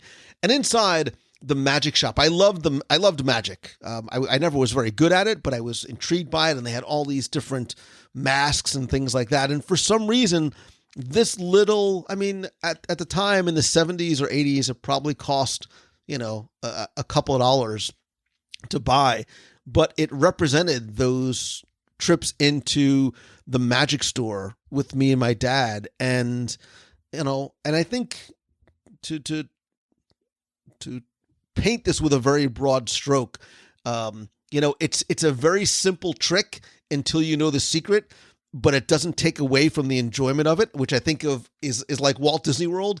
Like, if you go behind the scenes at Magic Kingdom, if you go into the utilidors, you see how the magic is made. I think it actually enhances your appreciation of Disney as opposed to taking away from it. So we use magic in terms of magic, like magic tricks and the magic of Disney. But, this little couple of dollars King Tut magic mummy, when I found it in storage, when I moved, like, it filled my heart because it brought back those memories of not one, but sort of representative of all those trips to Disney. Now, we all know, Steve Martin cut his teeth at the magic shop on Main Street in Disneyland. Is that how he got the inspiration for his song King Tut with that little trick? We'll never know. You know what? For purposes of this segment, I'm going to say yes. There you go. King Beautiful. Tut, Funky Tut, born in Arizona, moved to Babylona. Look it up on the YouTube if you don't know what we're talking about. So great. All right, let's see. How many you got left? Listen, to quote Captain America, I could do this all day, but I'm getting down to my last couple. You know what? This is a thing I'm about to show that I almost became a completist with this. And I'll have to explain it a little bit because there's no way anyone could ever be a completist in what I'm about to show you. But I was almost a completist in my availability of this thing. And it's another thing you can't buy. It's another thing that's cost a penny or whatever, but it's another item from my time as a cast member. And these are called telecasts. So TEL-A-CAST. And I'll hold it up to the camera. Lou, you've probably seen these before, right? Yeah. So basically what it is it's this little tiny thing that's meant to fit in your pocket. And if you unfold it, it unfolds into 12 different panels. It's so long. But the idea is when you're working at, this is the Magic Kingdom one. When you're a cast member there, each week you would go in and you'd pick this up. You pick up a couple copies and you'd put them in your pockets of your costumes and stuff. And this whole thing is, it has all the information you could possibly want to share with guests. So this is from March 13th, 2016 through March 19th, 2016. And kind of at the beginning, it says, some things that are going on right now. The Easter bunnies are hopping over to Magic Kingdom from March 14th through the 27th.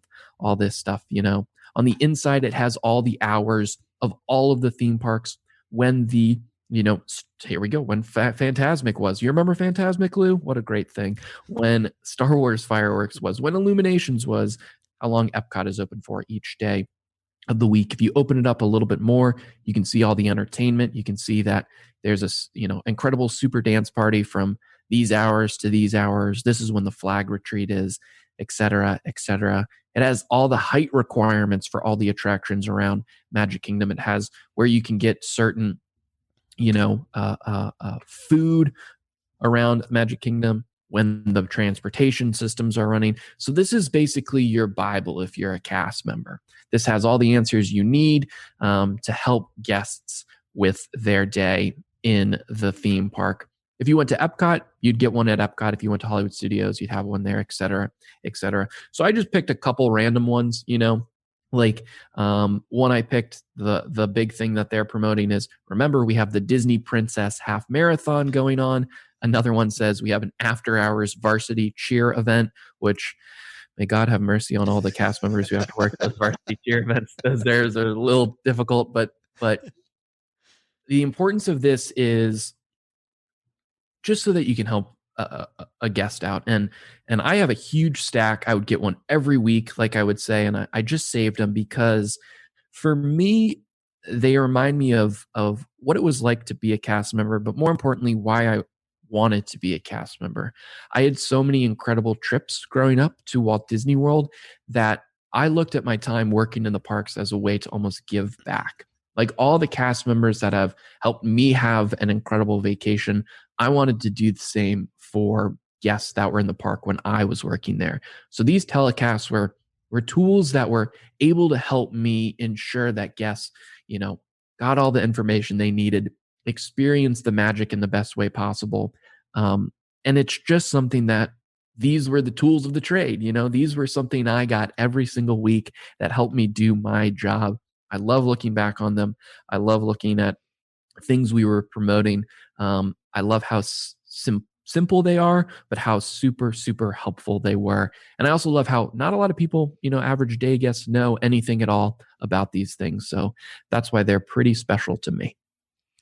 So I love that you brought those up because I think you're right. It's one of those things that most guests probably don't even know ever existed. And I smiled throughout because I remember the first time I saw one, and I think it was when I was down here on a solo trip doing research for my first trivia book.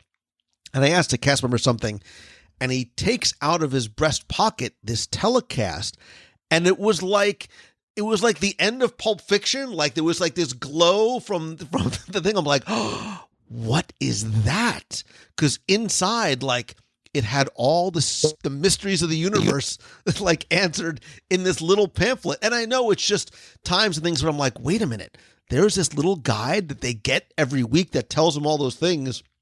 And I was fascinated by what it was. And I loved the brilliance on Disney's part of having that available to all the cast members so that any cast member could answer almost any question and be incredibly helpful.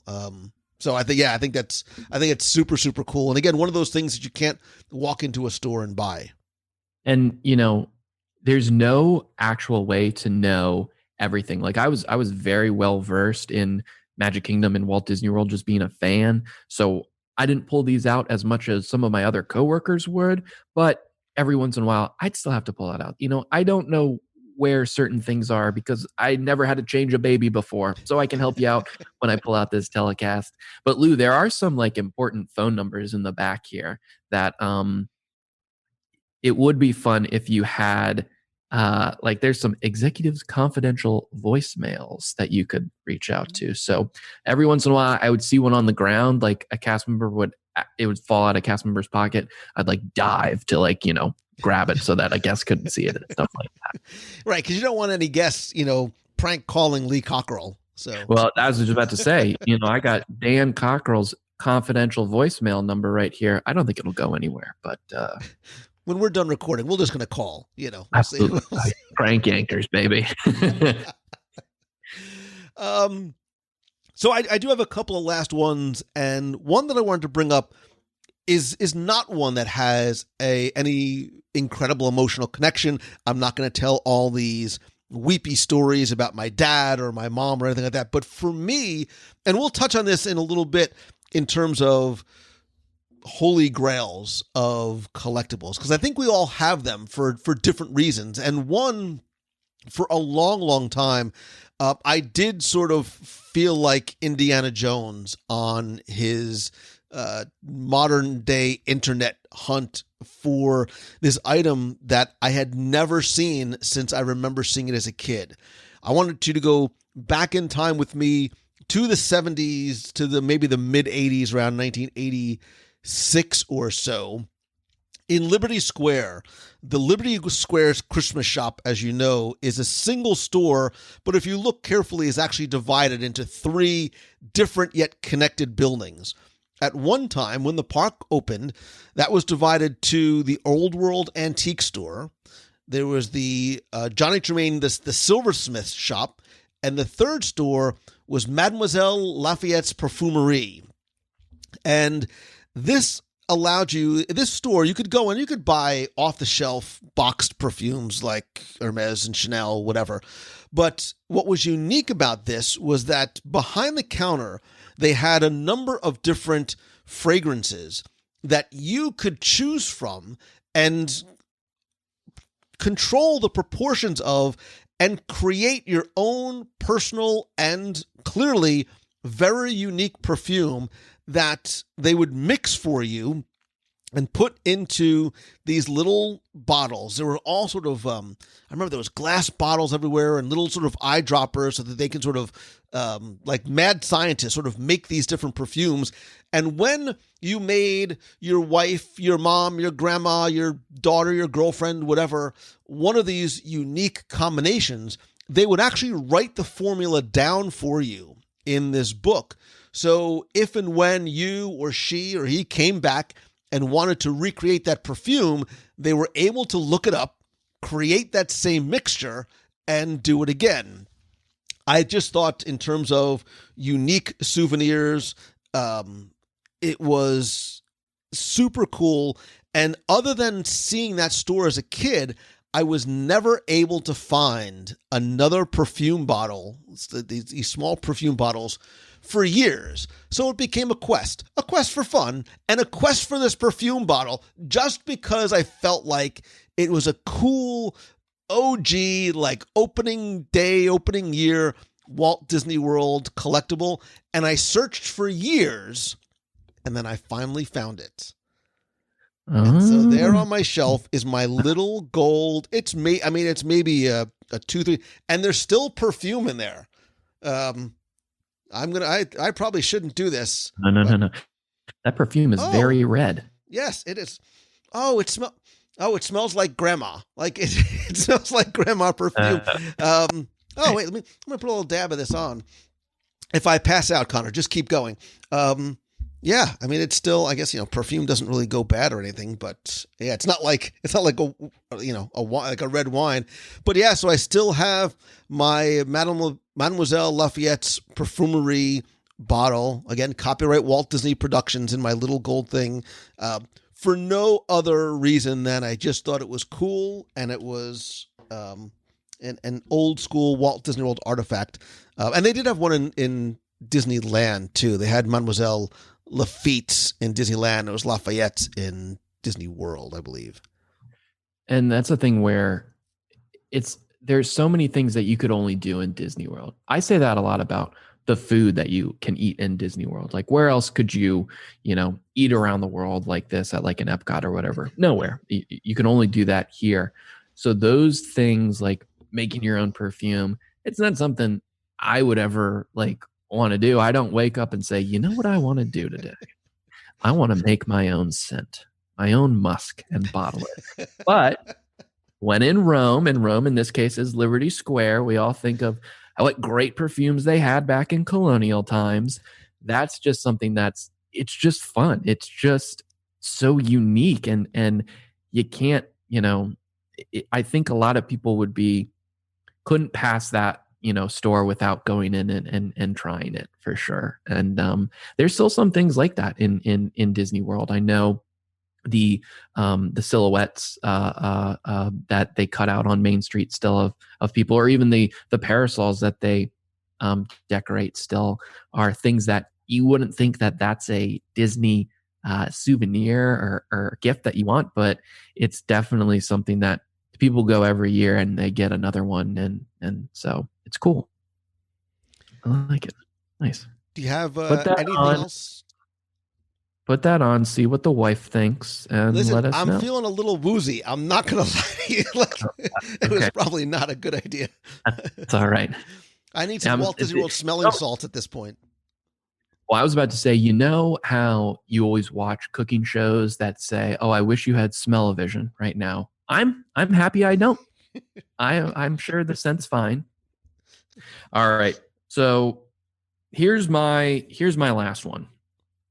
This is something that has been in, a priority mail thing from eBay for a very long time, and eventually I want to frame it.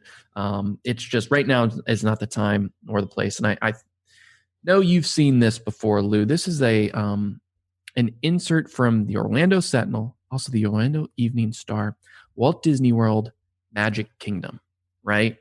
So they did this big insert back, and this is dated Wednesday, October 27th, 1971.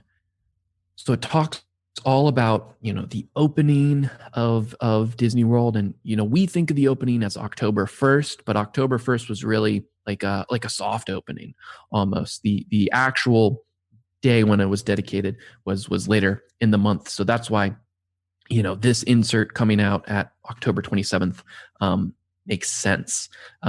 It's very delicate. It's definitely, you got to handle it with care.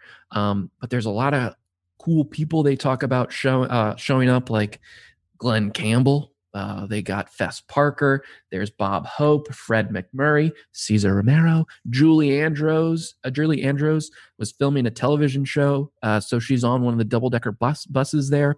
And it just goes into how it was built, why it's important to Orlando. There's this big, and it's kind of hard to show you, but there's this big map that just talks all about the Magic Kingdom, and it's a not a fold out, but it's cover to cover. Like I can't remember what we call these, but it talks about every single land. It talks about Tomorrowland and Main Street, and there's this really cool section that says Magic Kingdom as seen through the eyes of, and then it says how a 66-year-old sees it, how a 36-year-old sees it, how a 6-year-old sees it, and they interview people along the way. So it's really cool. I want to frame this section, this map that they have on the inside someday.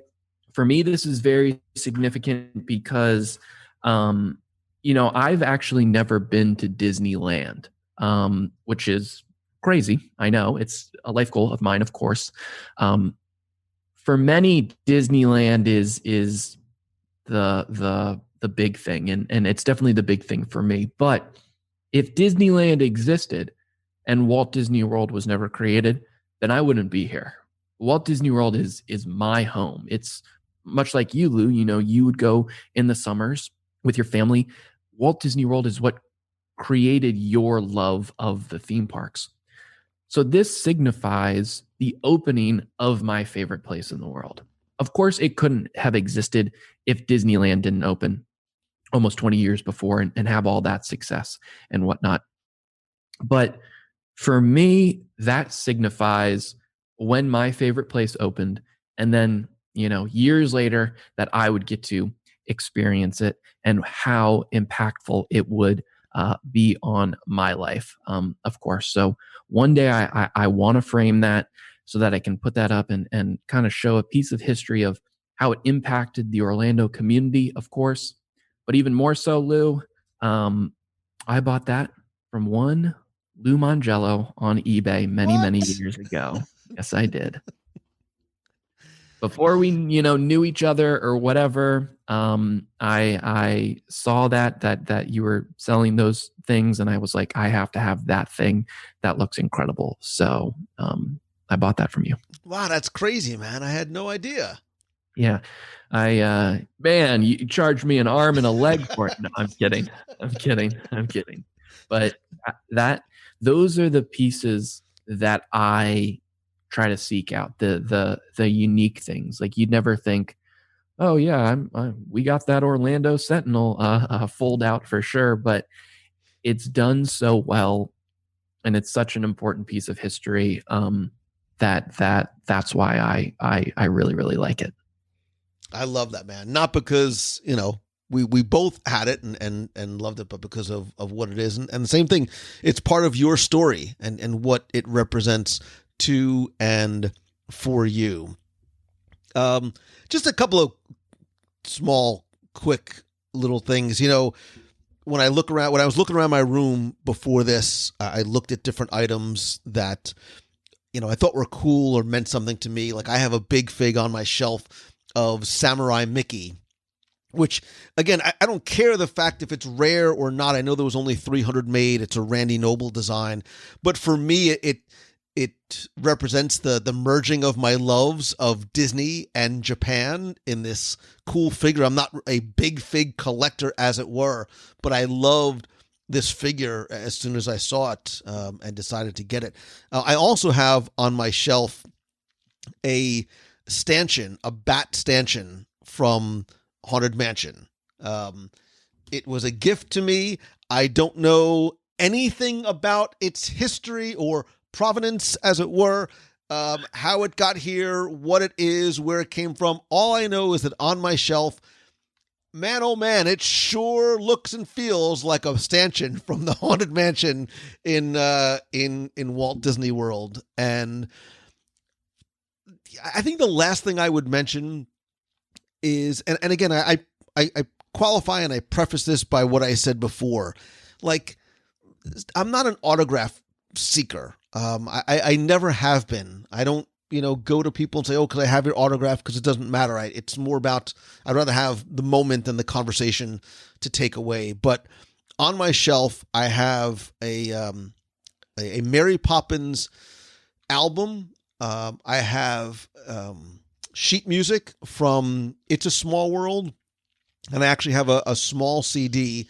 And they're signed by Richard Sherman, but more importantly, the importance for me is in what he wrote. And I was hesitant to say this because I don't want it to seem like I'm trying to drop a name or not, but I've shared how the opportunity to meet people and to interview people, and in his case to have a friendship with somebody whose work I've enjoyed and admired and appreciated and tried to pass down to my family is in itself so meaningful. But when somebody like him takes the time to write something that's personal and meaningful and representative of the friendship that we shared, like, that matters to me. You know what I mean? It wouldn't matter if he signed sheet music or if he signed the back of a napkin. It's sort of just indicative of the blessing that I have been able to have in terms of doing this, for so many years. Look, man, and this sort of flies in the face of everything that we're doing now. And I'm in this weird, stage of my life as I get older, where I'm realizing, and maybe due in part because of, the passing of my mother and having to clean out houses full of stuff. It's just stuff, man. It is just stuff. And if you've got photos, and I think even more importantly, the memories, like, that's the most important thing of all. And we'll sort of touch on it at the minute. But the one question I wanted to ask you, a couple questions I have to ask you was, I'm sure you've gotten this question before. We all sort of have the question, like, God forbid there's a fire, right? And everybody's out, all the kids are safe, and the pets and the, important documents are safe. You can only grab one item as you run out of your apartment. What would it be? It's my framed name tag, for sure, because all of these other things are fantastic, and they're all significant to me, but that's the one where I was in total control. I was in control of creating my memories during that stretch where I was a cast member. So that's what's the most significant to me. It's a goal I always wanted to have, becoming a cast member. And then my memories from actually being it, that's definitely it for me. Is there anything... The paper I bought for you, I would throw into the fire. It's hopefully a distraction. Distraction. I'd yell distraction at the fire. Right. I'm sure that's an excellent strategy. Kids, do not try that at home, by the way. Yeah. Is there anything over the years that you have seen, whether it be for sale at a flea market, on eBay, or at a store that you missed out on, that you wish, like, oh God, I wish I would have bought that when I had the opportunity?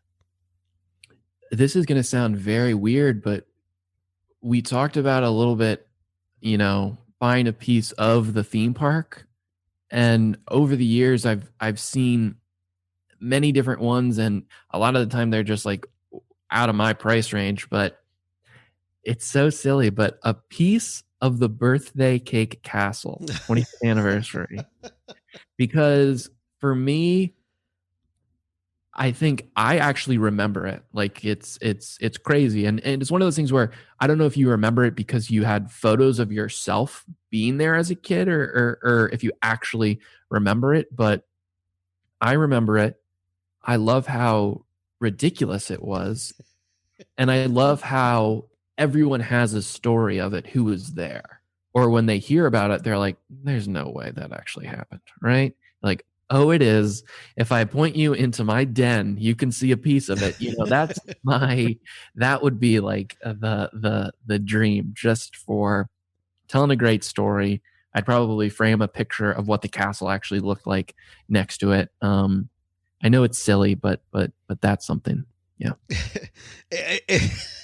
I'm laughing because you're right. Everybody who was there has a story about the castle cake. I do. I won't share it here right now. Maybe I'll share it on a live show one night. I may have told it once before. I will only say this, that my experience with the castle cake, it has nothing to do with Disney or anything Disney did at all.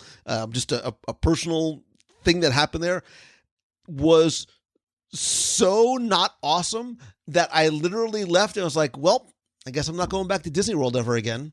What? Yeah. Dude, why are you teasing like that, huh? For me, as you were saying that, so here's something. Did you know, and I was just telling somebody about this the other night when I was in Epcot, because they're obviously Epcot's in a transformative stage right now, and they are bringing back that 3 sort of pronged prism in front of Spaceship Earth, which actually calls back to what was there originally in 1982. Did you know that the original prism that was there, Disney sold on eBay? Really? Way back when eBay first started and Disney's like, we need to get on this eBay thing, Disney themselves would actually sell theme park merchandise and props on eBay. So that was for sale there. I've told the story before. I'll tell it very quickly. At one point, they were selling I think it was Disney. Maybe it wasn't Disney. Disney sold it and then somebody else had it. You could actually buy the front car of Monorail Red. It was the old Mark V, I think, Monorail Red.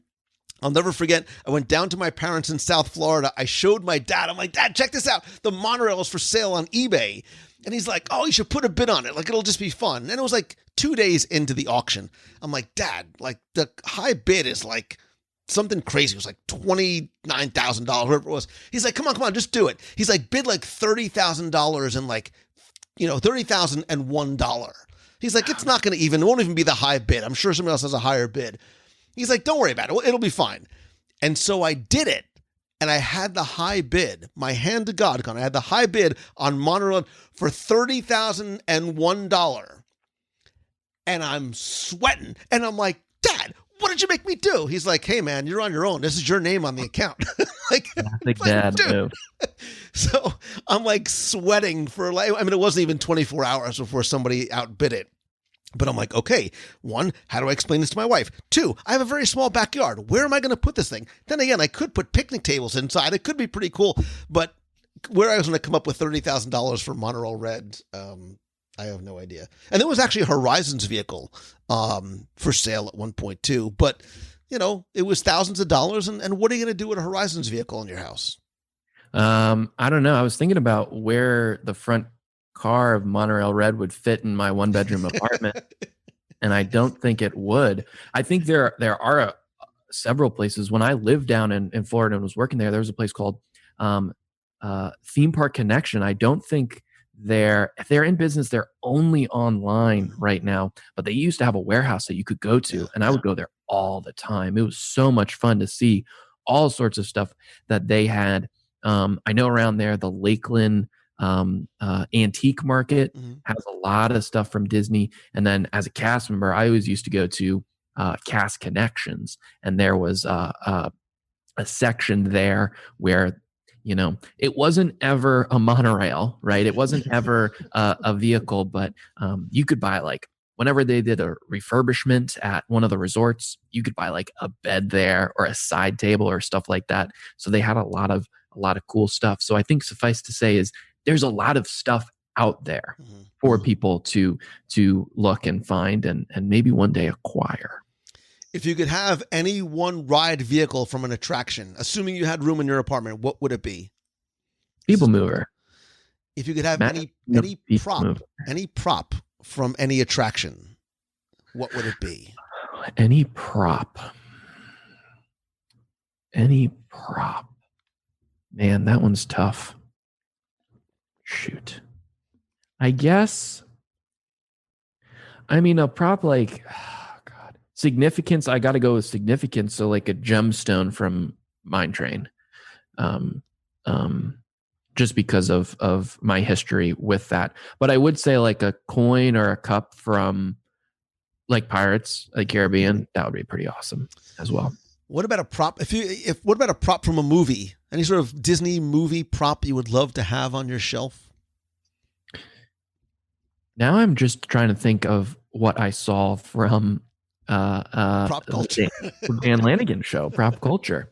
If you gave me something from the original Muppet movie, I would lose my mind. Like that would be incredible. I just read, I highly recommend the Jim Henson biography by a guy named Brian J. Jones. It's incredible. But I think if you gave me something from one of those, I would lose my mind. If you could have one person's signature, an autograph from someone, who would it be?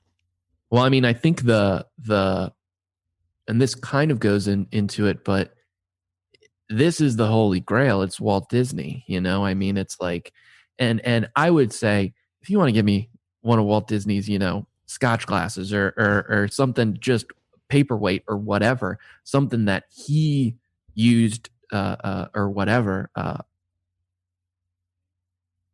that would be the Holy Grail for sure. Yeah, like you said, man, there's a ton of stuff that's out there. There's a ton of and you know, value in terms of dollar value. You don't have to spend a lot to be a collector. You know, you can collect theme park maps. You know, if you want to try and go out and collect some of the Charlotte Clark Mickey and Minnie dolls that are like $150,000 each, you can go get those too. She was a designer. She designed the first Mickey Mouse doll back in like 1930 or so. She got permission from Disney and literally started like sewing these Mickey Mouse dolls by hand. And then obviously demand overwhelmed her. And then she had a little store and they were producing like only a couple hundred dolls per week. But yeah, the original ones are super valuable. And look, if you want to start being a collector, right, you have to sort of just ask yourself some questions and think about, like, you know, not only what do you want to start collecting, but why? You know, why do you want to collect them? Why do you want to save them? You know, where is the value to you? And look, it could be, like I said, it could be pressed pennies, vinylmations, Tsum Tsums, ephemera, guides, books, newspapers, pins, which can get expensive, you know, you know, anything from the small to the large. I've been actually doing the opposites. I've been trying to, if you notice on my shelves have gotten a little bit less cluttered and crowded, as has my closet and garage and storing, because for the last while, I came to the realization, for a number of reasons, that, you know, it's time to start letting go of some of these things, because I realize that they're just things, and having things in boxes in my garage doesn't help anybody, right? I'd rather share them with other people who might be able to, enjoy them more than I am, and just sort of minimize and sort of really pare down to the things that are most meaningful. It's why I've been selling on eBay. And this is not meant to sound like a plug for eBay, but it is, because I continue to, put up 10 items every week to sell from things in my personal collection that I have accumulated over the years. And I'm really trying to whittle down to those, not just what do I grab in case of a fire things, but those, 5 or 10 things that have the most significance to me. Whereas some of these things might be, like you with the newspaper, might be, significant for others as well.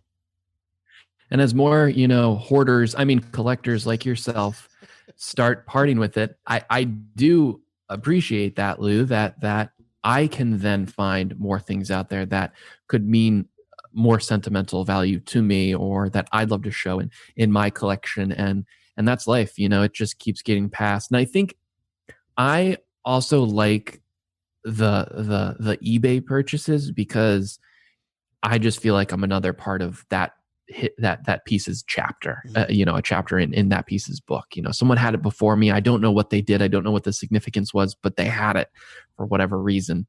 So I like seeing that. So this is an interesting question for you.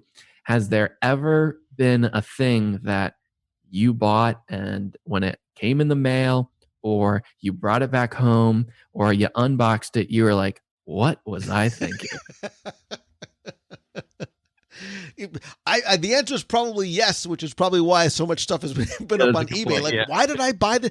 Okay, there is, and it's something I have almost been unable to get rid of. So, again, huge Star Wars fan, from the original trilogy, and when the prequels were announced, my little 7-year-old brain just exploded, right? So I was all in. Like, I was going out and I was going to Toys R Us, and I stayed online like for hours until midnight, and I bought, 2 of all the original figures and all these different things.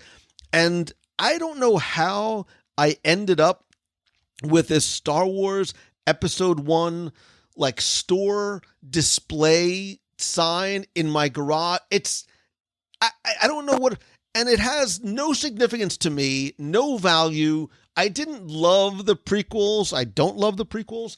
And it's almost like, what am I going to do with this thing? Like, what am I going to do with this now? What was I thinking in terms, I'll boil it. What was I thinking buying any Episode 1 merch? I was about to say, don't you have a life-size cutout of Jar Jar Binks that you proudly display in your home as well? There's a lot of stuff that I couldn't even with a straight face put up on eBay. It was garage sales or local Goodwill. I've donated a lot of Episode 1 toys, so there's a lot of really sad kids in the Orlando area, and I apologize for that. Yeah. Santa Lou coming to you with sweet, sweet Episode 1 merch. What? You don't want a Watto and a Padme? A what and a what? Huh? No. Any Holy Grail for you? Any other than maybe Walt's signature or anything like? Well, I guess we said the piece of the castle. Piece of the castle. I think those ticket books. Probably for sure. And Holy Grail, I think it's something that's, it doesn't have to be from the past. It can be from the future. It's something that's, going to have significance to me down the line, whether it's, my, when I have kids in 40 years, their first set of Mickey Mouse ears or something like that. So I think, when you're looking to collect, think about historic things and things that, you have some connection to, but also think about things that are personal to you and signify something in your time. So yeah, it's not so much Holy Grail, but I think I'm excited for the future of my collecting and my future memories that I will make. Yeah, it's less about being a completist, and I have to have everything that was made in this series or as part of this thing, as opposed to the significant ones. And I know Connor would love now to hear from you. I want you to share your favorite item, your collection, your collectibles, whether it be in individual items, how you display them in your home or office or car, whatever it might be. And what I want to do is I'm going to post in the WDW Radio Clubhouse, that is our group on Facebook, where you can go in and share some of your photos.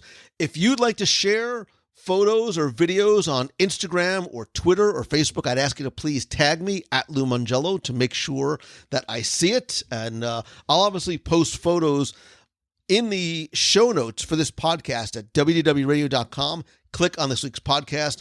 Connor's going to take some pretty photos. I'll take some relatively halfway decent photos of the collectibles that we talked about. So as you're listening, you can actually go and take a look and see exactly what it is that we are talking about.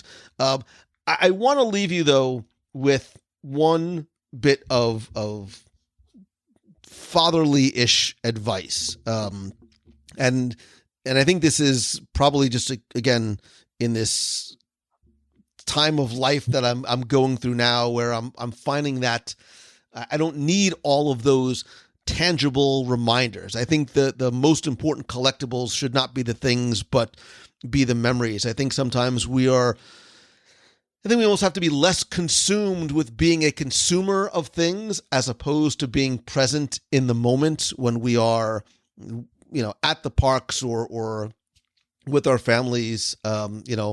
My favorite collectible and my favorite collection is not even the photographs I have, but the memories that I have and that I can access anytime. I don't need something to see or touch to remind me things. Some photos are great reminders, but sometimes if you're left alone with nothing but your thoughts and you have those memories of visiting Walt Disney World with family and friends or whatever, those, I think, for me, have become my most prized possessions, in addition to the friendship that you have extended to me. I'm pointing to you, listener, and you, Connor Brown. I love this idea. I love this conversation. I appreciate you sharing your collection, your memories, and your stories with us. Now, what I need you to share is where people can find you, what they can find when they get there, and tell them a little bit about something else that they can add to their collection of books on their shelves as well.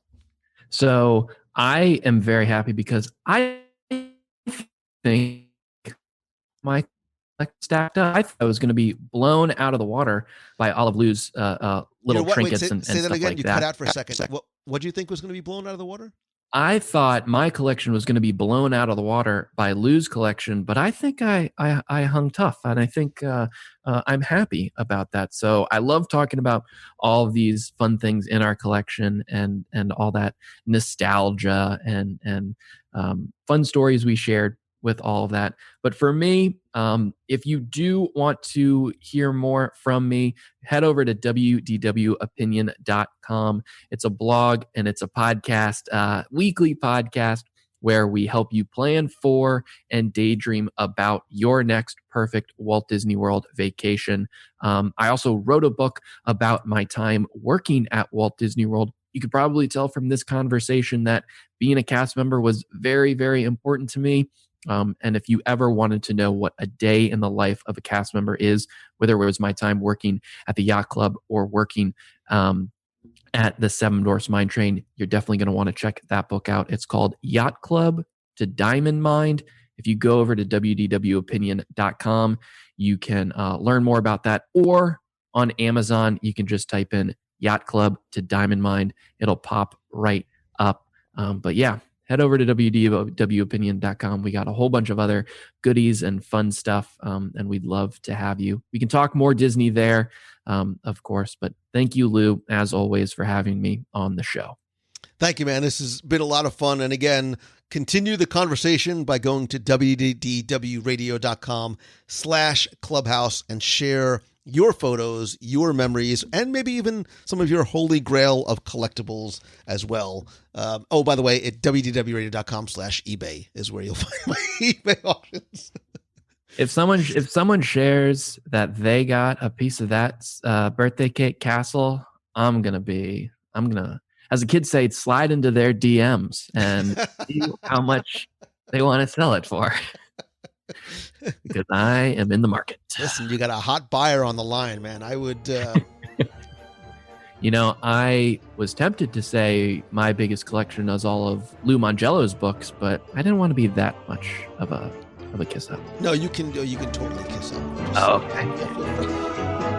I love all of his books.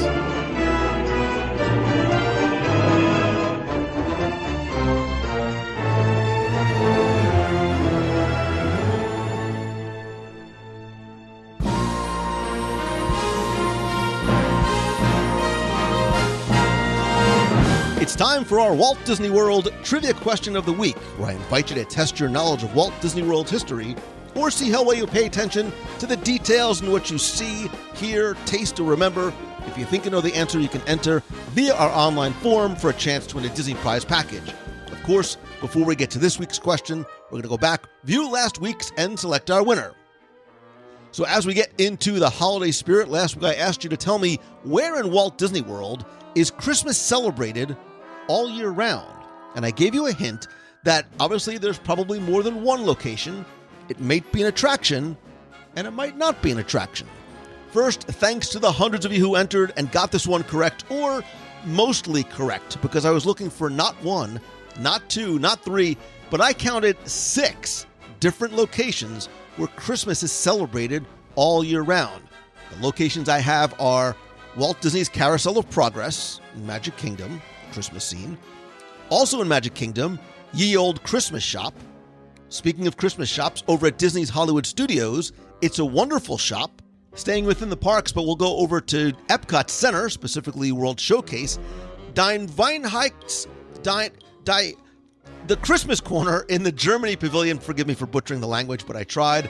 Also staying in shops over at Disney Springs, there's the Disney Days of Christmas shops. And don't forget, too, Winter Summerland Mini Golf also celebrates Christmas all year round. Whether you got all 6, 1, 3, 5, it doesn't matter. As long as you sort of gave it a good effort and got one of them correct, I entered you to win last week's prize, which includes all of my digital products, my 102 Ways to Save Money for and at Walt Disney World book, all 7 of my virtual audio walking tours in the park in binaural audio, where I take you with me through all 7 lands of the Magic Kingdom. Both of those, by the way, still available at WDWRadio.com as well as on Amazon and Apple Music. And I'm also going to include my brand new Disney Interviews book, which was just released. 12 interviews, including some backstories about how the interviews came to be and what happened before and after the record button was hit. Julie Andrews, Marty Sklar, Richard Sherman, Dave Smith, 12 different interviews of Disney legends who worked with or knew and helped preserve the legacy of Walt Disney. You can find out more and order your copy on Amazon or Kindle at DisneyInterviews.com. But last week's winner, who's going to get that book, randomly selected, is David Racker from Angwin, California. So David, I have your email. I will send your link out to download the book, the audio tours, actually both books and the audio tours right away. If you played last week and didn't win, that's okay, because here's your next chance to enter in this week's Walt Disney World Trivia Challenge. So I've been feeling incredibly nostalgic for a variety of reasons as of late, and when my mom passed recently, I went to her house and found literally boxes and boxes of photographs from some of our early trips to Walt Disney World, and really, I think those formative trips that made me love Disney so much and really brought me to this time and where we are right now. And one of the photos really intrigued me because it was something that I had sort of forgotten about for a long time. So I want you to tell me what or where was the Sunshine State Exhibitorium in Walt Disney World. The Sunshine State Exhibitorium. You have until Sunday, December 13th at 11:59 p.m. to go to WDWRadio.com, click on this week's podcast link. There you'll find the form. Again, just tell me what or where was the Sunshine State Exhibitorium. And again, you're going to have a chance to win the 102 Ways to Save Money for an at Walt Disney World book, all 7 of my virtual audio walking tours, and my brand new Disney Interviews book. So good luck and have fun. By the way, Disney Interviews book makes a great holiday gift. Just saying.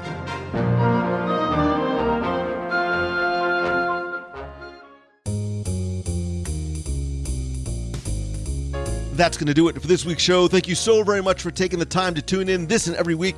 Please don't forget to be part of the community and conversation by going over to WDWRadio.com/community, finding out all the different ways you can be part of our WDW Radio family, including a direct link to our Facebook group, the WDW Radio Clubhouse at WDWRadio.com/group.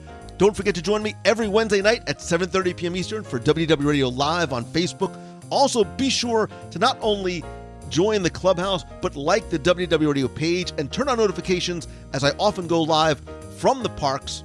In addition to the Wednesday night show, including this coming week, I plan on going to the Taste of Epcot International Festival of the Holidays, sharing some of the food, obviously, as well as entertainment that's going on there. Thanks to everybody who joined me last week for the live video portion of our resort report from Disney's Riviera Resort. Really enjoy that. If you missed it, you can watch it on the replay. Again, it's posted in the WDW Radio Clubhouse at WDWRadio.com/group. You can also connect with me on social, including Instagram, where I post a lot on my posts and stories. It's Instagram.com/Lou Mongello, and I am also at Lou Mongello on Facebook, LinkedIn, and Twitter as well. Obviously, I'd love to hear from you, not just about this week's show, but anything in general. Again, I want you to come over to the Clubhouse and post your photos of your collection and check out some other people's photos as well. And I'd also love to hear from you literally, so if you want to call into the WDW Radio voicemail, you can call 407-900-9391. That's 407-900-WDW1 with a question, a comment, or just talking about this or one of your favorite past episodes. Speaking of thanks and family and love, I want to give huge thanks to everyone who is part of the WDW Radio Nation family. I sincerely appreciate your love, support, friendship, and help, and I am grateful to you each and every day, and I love giving back to you with all the different rewards each and every month.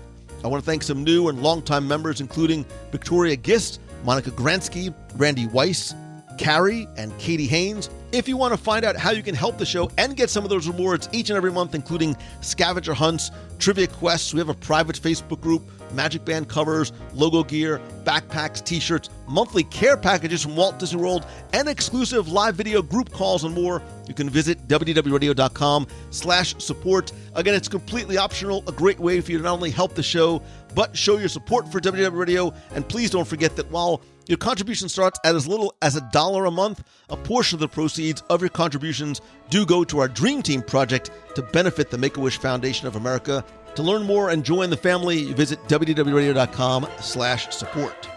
The new year is rapidly approaching. It's all about new resolutions, new opportunities, and new ways that you can take some of those first steps to turn what you love into what you do. I'm actually forming a brand new Tuesday night mastermind group that is going to launch right after the first of the year. We meet every Tuesday night at 7 p.m. to talk about our goals, things that we're working on, accountability, ideation, perspective. You also get a private one-on-one video call with me each and every month. For more details, I don't want to spend too much time here. I don't like to feel like I'm promoting too much. Visit LouMongello.com/coaching to see if the group is right for you. You can also message me if you have any questions.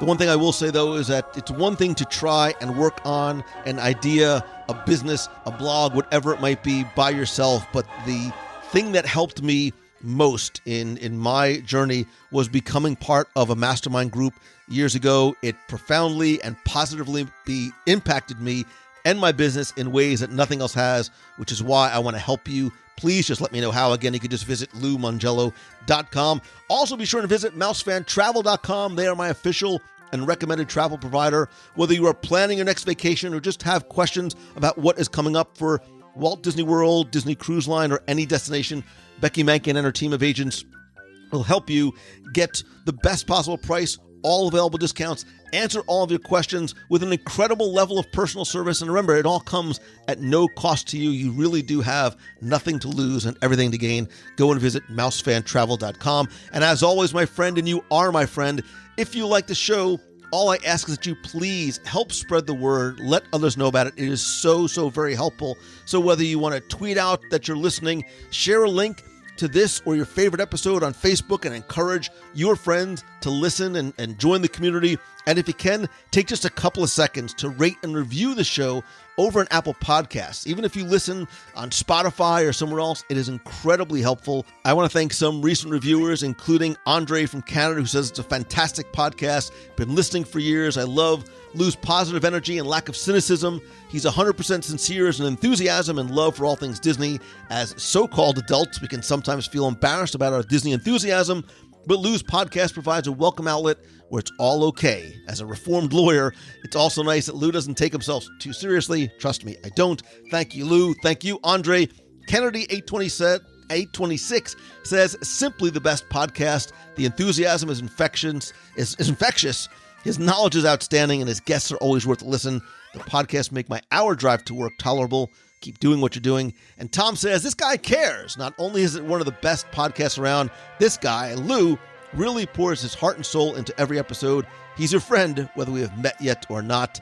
Tom, Kennedy, and Andre, thank you. I sincerely appreciate you taking the time. Again, just search for WDW Radio and Apple Podcasts, or go to www.radio.com/iTunes for a link to exactly how to do it.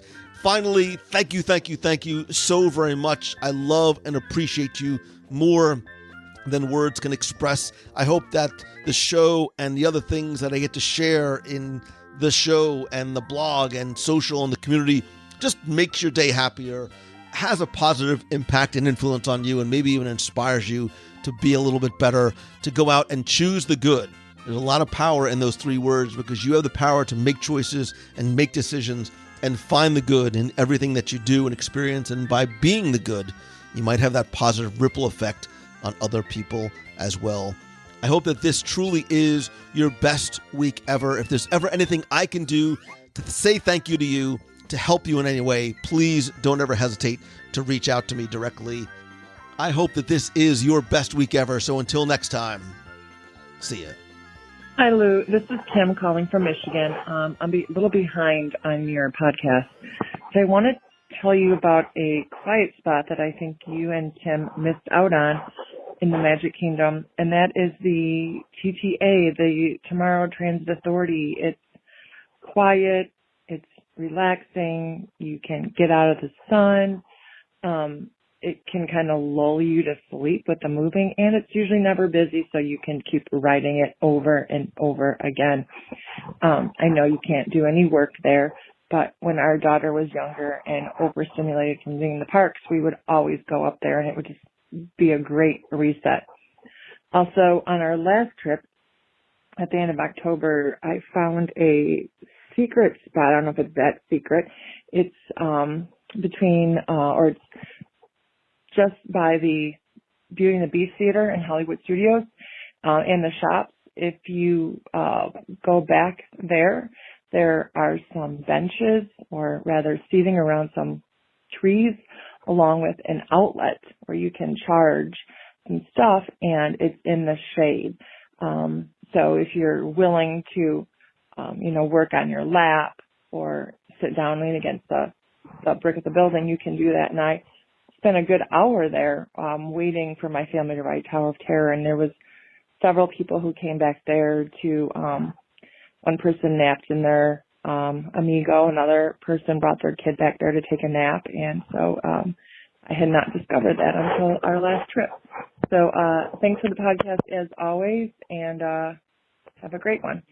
Hi, Lou. This is Chrissy from Anchorage, Alaska. I'm calling to tell you how much I love the show. I started listening about a year ago in preparation for actually my March 2020 trip.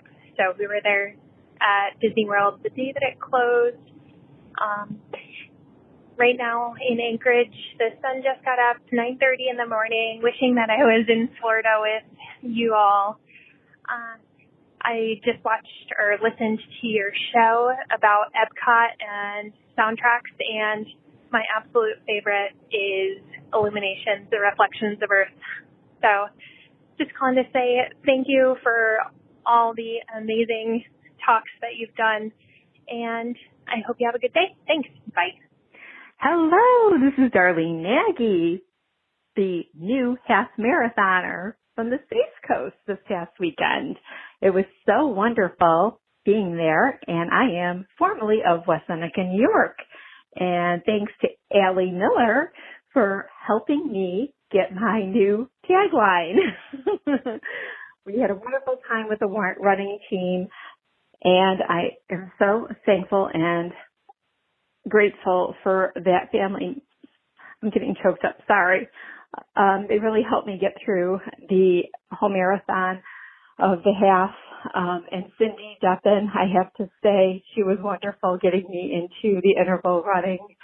I wouldn't have been able to do it without any of them. And congratulations to the Hoffmans for their first half marathon with me and everybody that was involved. And I know the countdown for the cruise is off, and I'm so very sorry, but there will be cruises in the future. And now we have your Italy trip to count down to. So there you go. You have something to look forward to. Stay positive. Please wear your masks and stay healthy. Love and hugs, and thank you once again for getting me through my first half marathon. I love you guys.